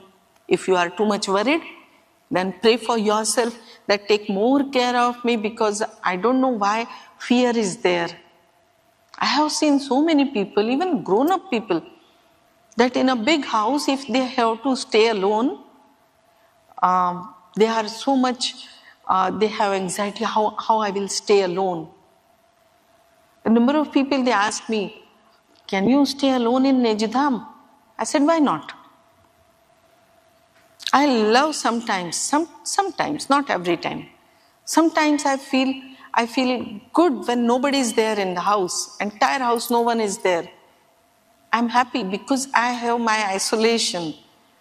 Because when someone is there, means automatically it happens that thoughts are there. So sometimes everyone should enjoy the loneliness also, but not always. So we should have practice of being with number of people also. I enjoy people around me. I'm very talkative, you know, that wherever I go alone, that's why I have loved to go alone everywhere. Like in the train, in the plane, in flight and on airport, in bus, so that I get to talk with so many people and no one knows me. So we talk a lot. So have faith in your own fate, because few things you have to face and few good things also are there which you will get. So have full faith in Guru energies, and then good and bad things are part and parcel of life. So that's okay, accept everything. Acceptance is the best way to keep ourselves calm and quiet and fearless. So don't have baggage here. Anything you want to share with someone, you made mistake, you did something, and you couldn't convey, couldn't say sorry, then that will block your throat chakra, Vishuddhi chakra. this chakra have the biggest baggage.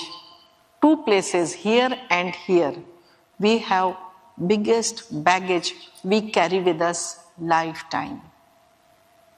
Number of time, by mistake or deliberately, we do something. We make mistake. Okay, we are human beings, we can make mistake. In the past days, in past life means not last birth. In this life, past years, we might have made some mistakes. If you know the people who are hurted because of your mistake, then straightway go to them, say sorry, and if you did something because of that, some money matters, they have to face some loss, then if you can fulfill the loss, try to fulfill. Few losses are which are reversible. For that we can feel only sorry and we can say sorry. Because at the end of our life, in the last days of our life, there are few regrets which hurt you, and in the last days of your life, when we may be or we may not be able to go anywhere alone, go to the person and can say sorry. So at the correct time, whenever you feel, whenever you recognize that you made mistake and because of you, someone was hurted, someone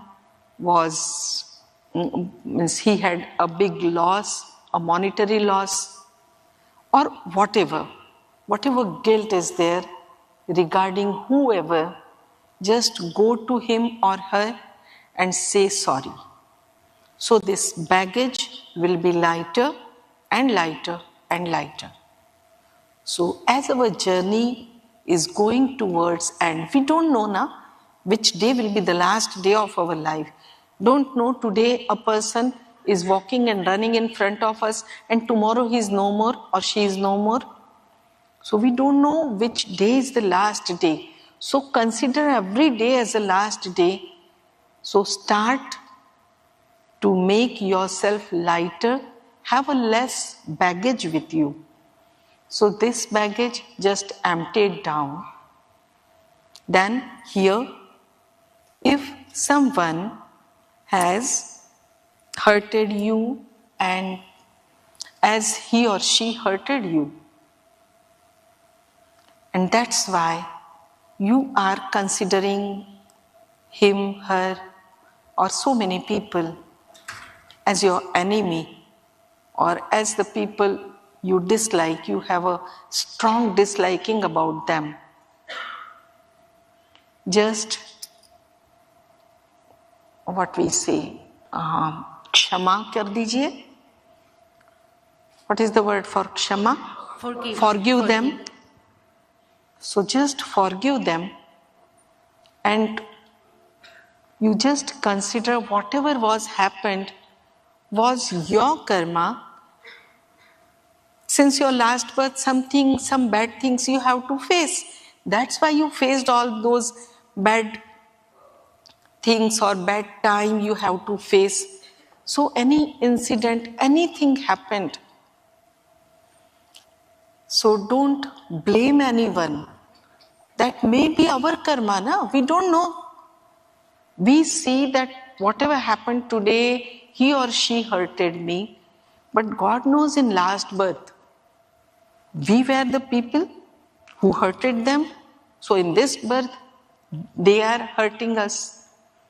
And even if we didn't hurted them and they hurted us, do you want to take another birth? If you don't want to take another birth, then please just take it out, forgive them, and consider whatever happened was to be happened that you have to experience, they all were your karmas, and the people who did it, they were just instrument of God. So just forgive them and clear your Agya Chakra and clear our baggage. So this is how we can prepare for our journey. Life is a journey. Enjoy. Don't hurt anyone, but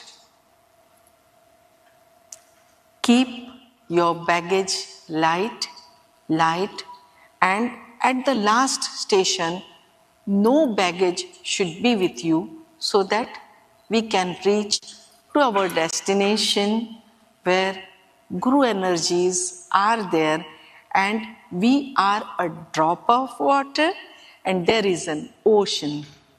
So as soon as our soul will leave this body, then the drop of water will be part of the ocean. So be prepared to be a part of ocean. So don't keep yourself heavy with all the luggage. So whatever luggage, be like Gujaratis, just distribute whatever eatable things are with you and spread joy around you. And if someone says that you did so good for me, now what can I do for you? Then tell them that this is a chain of good deeds. So you continue, I did for you, you are thinking, but so many people did good for me, that's why I did for you and you do for someone else. So this is a chain of good deeds. Continue this golden chain around the world and be our world, be peaceful, joyful, enjoyable, livable, and like a heaven. So I just pray to Guru energies that make every soul be baggage free and be a drop of water and could be eligible to be part of ocean, and that ocean is Guru energies. So all may be a part of Guru energies and everyone could acquire moksha, and this lifetime may be the last birth of everyone. Jai Baba Swami.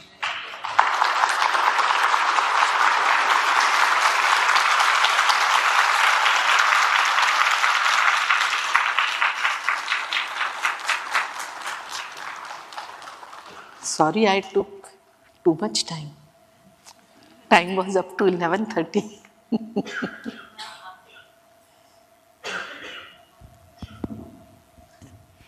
जय बाबा स्वामी। परम वंदनीय गुरुमा, आपका बहुत बहुत बहुत धन्यवाद।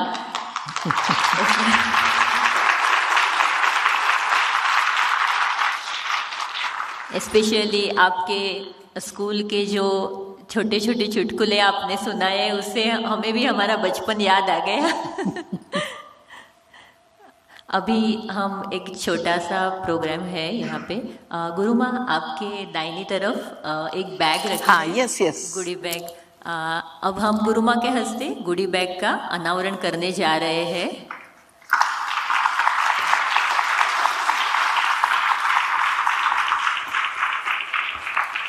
ये bag आप सबके लिए है और यहाँ के साधकों ने बहुत मेहनत से सब तैयार किया है। सॉरी, मैं भी हिंदी में शुरू हो गई। शीतल ट्रांसलेट कर दे। These bags were handed out to all of you, and the sadhaks, the local sadhaks here in Singapore, have made them with great effort and a lot of love. Sadhaks have made this, na? They have prepared Sadhaks this. have made this. ये सब चीज़ें resin art से बनाई गई है, जो Singapore की साधिकाओं ने स्पेशली गुडी बैग में देने के लिए बनाई है। So sadhikas have actually made these items, and very good things. Swamiji bilkul, on the first day, Swamiji walked on the sand, and in Hindi we call it Charan Raj. Swamiji जिसके ऊपर से चले थे, वो उनकी चरण रज सभी को दी जा रही है. So on the first day, Swamiji walked on the sand. So it is that sand, that energy sand that we have collected and has been collected and will be distributed to everyone. और इसके साथ साथ ये भी है. And there is a profile book of Swamiji.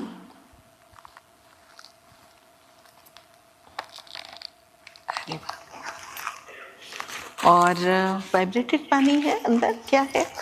कुछ तो दिख रहा है. बॉटल. वाटर. बॉटल.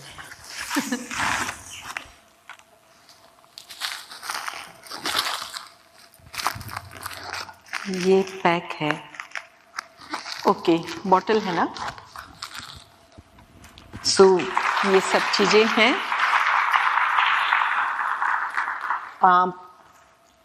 एक बात मैं कहना चाहूंगी, शीतल आप ट्रांसलेट कर देना.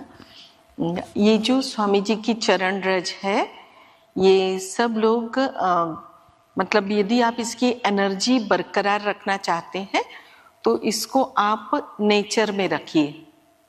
So the sand that has been given with the goodie bags, if you want to maintain the energy and vibrations of the sand, then keep it close to nature. आपके घर में बालकनी हो तो उसमें कोई गमला हो तो उसमें आप रख सकते हो. If you have a balcony at home and there is a potted plant, you can keep it in there.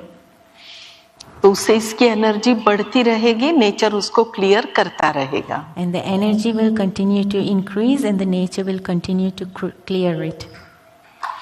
और इसको कम से कम छूना. And if possible, then avoid touching it or minimal contact. So हमारी जो भी बैड एनर्जीज होती है ना, उससे इसकी एनर्जी कम नहीं होगी. हमें इससे जो भी एनर्जी लेनी है वो हम दूर से ले सकते हैं. So that our negative energy within us will not affect it, and whatever energy, positive energy we need to receive from it, we can receive it from afar. नहीं, बंद ही रखिए तो भी कोई हर्ज नहीं है. Her question was, shall we open it and remove the sand from it? And GuruMaa has answered that no, it is not necessary. You can keep the bottle the way it is, the jar. हाँ, बिल्कुल रख सकते हो.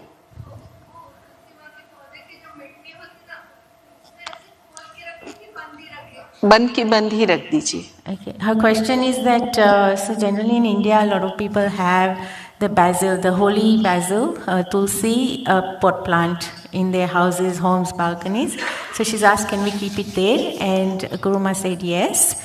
And GuruMaa has also guided that you don't need to open it. You can keep it packed as it is. और ये bag तो है ही बढ़िया, आप आराम से यूज कर सकते हो. And the bag is very good. You can use it.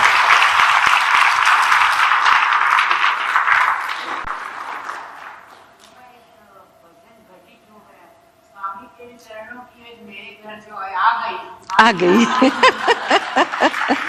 So there is a bhajan that we have already that actually says this line that Swamiji, the soil below your feet comes to my house, and today it has come. Actually, in Indian culture, it is said that if some sand, even a sand doesn't come, but the sand's dust from his feet even could reach our home, that will make our home holy, like a holy place. So that's why it is said that the dust of sand's foot may come to my home. So she said that.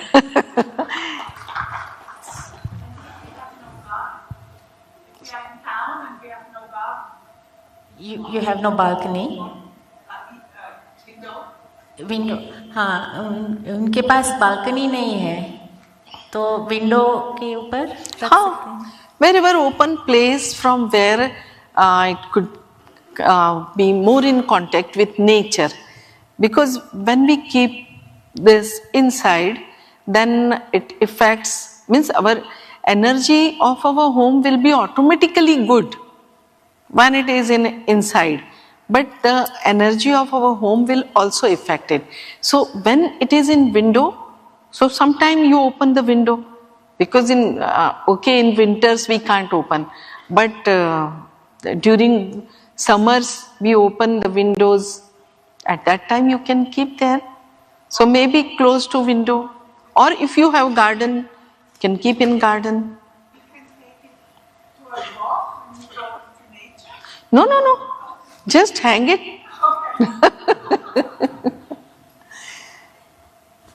Just a hanging, what we say, gamla hota hai na? Pot plant. Yeah, hanging pot and some plants. We can, even indoor plants we can have. Actually plants don't think, so when we keep close to the plant don't think, so this energy of that will be also be there, means same, safe. बहुत बहुत धन्यवाद गुरुमाँ। अब हम यहाँ पर गुरुमाँ की OT भरने का कार्यक्रम करने जा रहे हैं। मैं ओटी के बारे में आपको एकदम संक्षिप्त में कुछ बताती हूँ।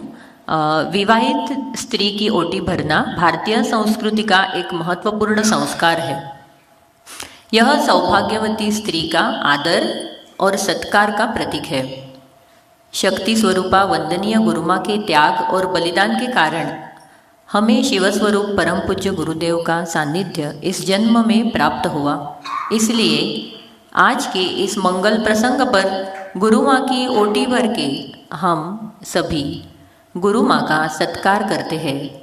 ओटी में दिया जाने वाला साहित्य मांगल्य, प्रेम, अक्षयता, अखंडता, विघ्न निवारक, सौभाग्यदायक और आरोग्यवर्धक होता है। गुरुमाँ कृपया हमारी ओटी स्वीकार करें। सिंगापुर की साधिकाएं मेघा कलसूर और विनीता शॉ आपकी ओटी भरने जा रही है। गुरुमाँ धन्यवाद।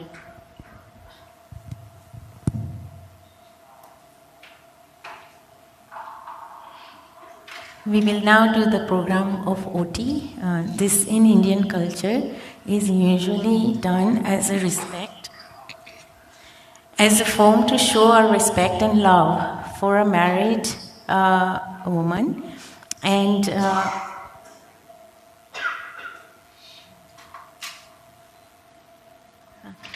so we are doing this.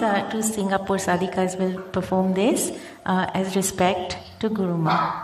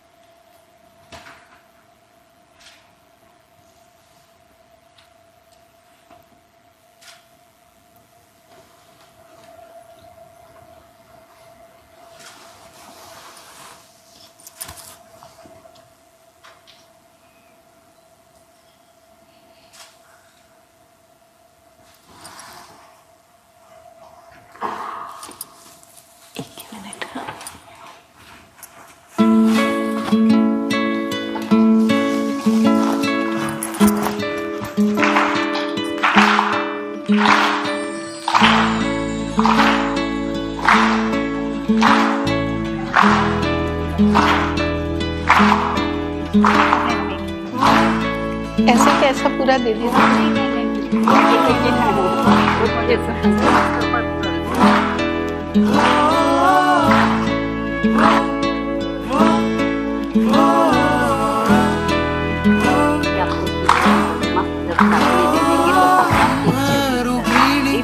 जगत व्यापिनी परमेश्वरी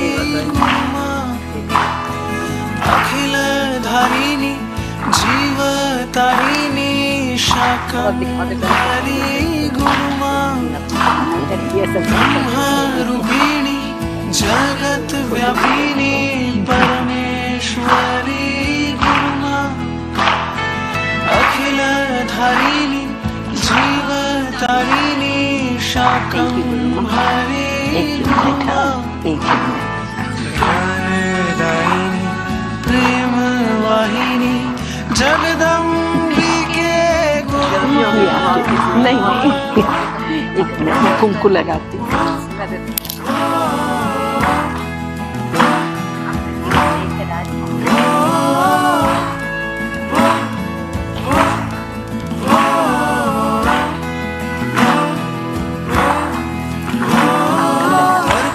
मोचनी भय नाशिनी अगोचरी गुरुमा अपराजिता अपरिभाषिता अनंतात्मा गुरुमा दर्प मोचनी भय नाशिनी अगोचरी गुरुमा। बहुत बहुत धन्यवाद साधिकाओं का।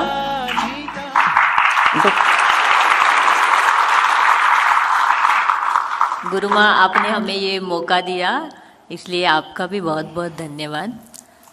अब मैं 2 शब्द बोलूं? सॉरी, वैसे ही बहुत देर करा दी, लेकिन 2 शब्द जरूर बोलूंगी। इंग्लिश में ही बोलती हूँ ताकि सभी को समझ में आए। Actually, I love to know about culture everywhere, not only Indian culture, but around the world, wherever I go, I just love to know about the culture, the ancient culture of any country around the world we go, and we will find that something good is there. Like we went to Switzerland many years ago. Yes, last year or last to last year we went, but I am talking about that experience which was very many years ago.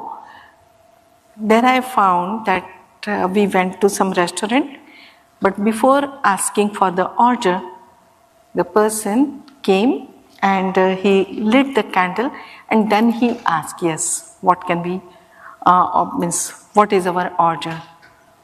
So in India also, we when we want to pay respect, we lit a light, especially in Maharashtrian marriages, when people are sitting and having their lunch.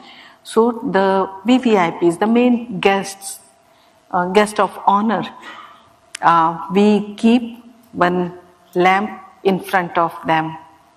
So light is always good. It helps us to keep away all the thoughts.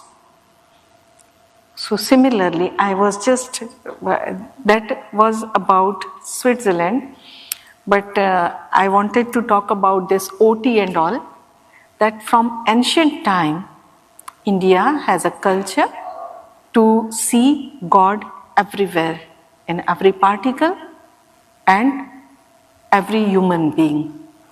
So in Indian culture, girls, when means they are girls, we consider girls means not that they are not married, they are girls. Girls means below the age where the menstrual cycle is not started, they are kanya. So those girls are considered also like a goddess. So in Navratri, we invite them, make them eat food, gift them something, wash their feet, do their puja. Similarly, when a daughter-in-law, she comes first time to the in-law's place, means husband's place, there also, mother-in-law, before she enters the home in our Maharashtrian, because I know much about Maharashtrian culture, so I am talking about Maharashtrian, but that is Indian obviously. So the mother-in-law, she wash her feet and perform a puja, a small puja of her, and then she enters the home. So she is Griha Lakshmi. Lakshmi means also goddess.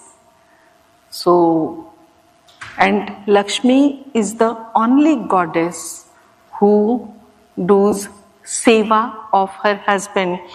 Whoever are Indian, they know different devis are there, goddesses are there, but only Lakshmi who do seva of Vishnu. So we don't say that Durga has come, Chamunda has come, or Saraswati has come, but we say Lakshmi has come. So Lakshmi is also goddess of satisfaction. So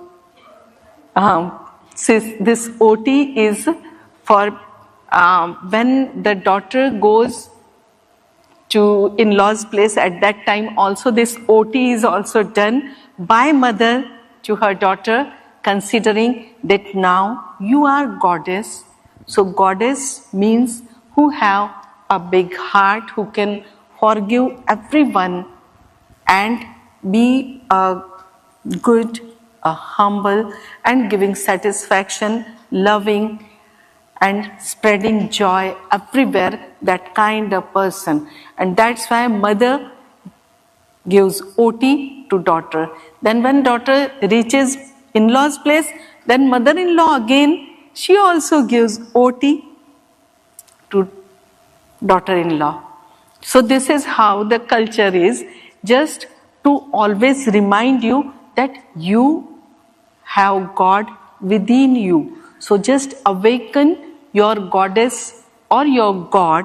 Means if you are a male, you are God, because kids, they are like Sri Krishna. If they are very naughty, they are Krishna, or they are, if mature, they are Ram, and so on.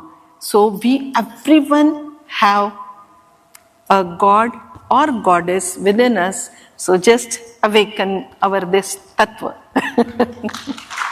Thank you very much Gurumaa, बहुत बहुत धन्यवाद। और आपसे क्षमा चाहते हैं, आपको अब समय की समाप्ति की वजह से काफ़ी थोड़ा एडजस्ट करना पड़ा, हम क्षमा चाहते हैं गुरुमा। नहीं, क्या करना पड़ा, नहीं मुझे कुछ तकलीफ नहीं है। ठीक है, धन्यवाद गुरुमा।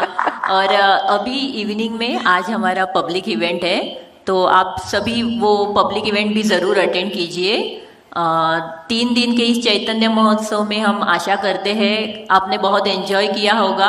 अगर सिंगापुर साधकों की ओर से आपकी सेवा में कुछ कमी रह गई हो तो हम सभी आपसे क्षमा मांगते हैं, और आपसे नम्र निवेदन है आप ज़रूर इवनिंग का पब्लिक इवेंट अटेंड करके जाइए। आप दर्शन शिविर कह सकते हैं उसे, ज़रूर इसका लाभ लीजिए।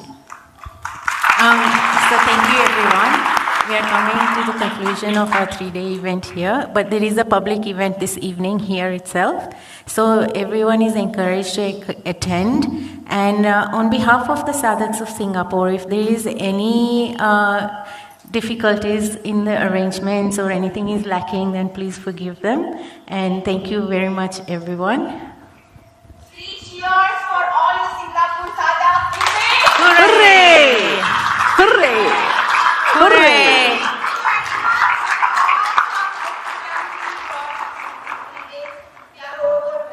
Yeah. So on behalf of all the sadhaks, the visiting sadhaks, I can very confidently say that all the arrangements were extremely perfect and well thought out and well done. It has made our 3 days fantastic, and we were able to just focus on receiving the energy that Swamiji is here to give us. So thank you very much to all the sadhaks.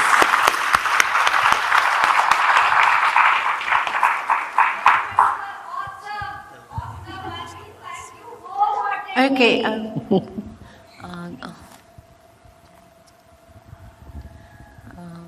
अब गुरुमा यहाँ से प्रस्थान करेंगी। शांति पाठ।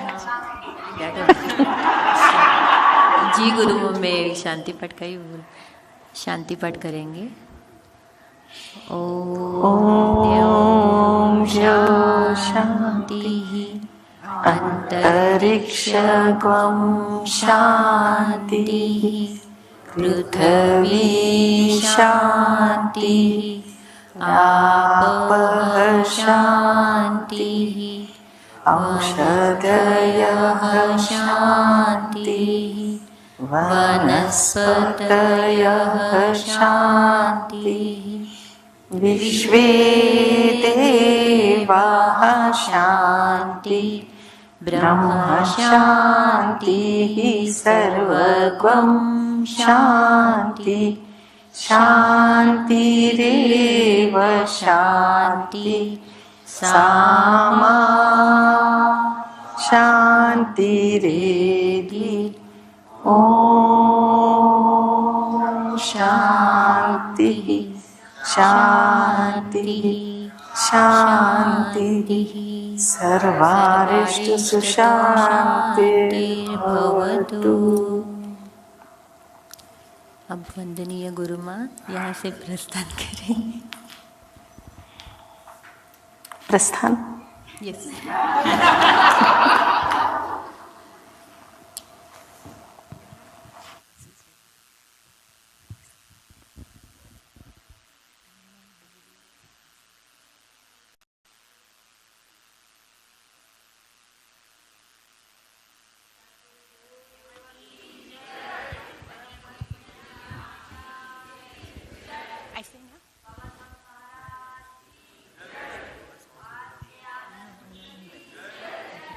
I just say. Yeah. जय बाबा स्वामी। मेरे माँ का देहांत कब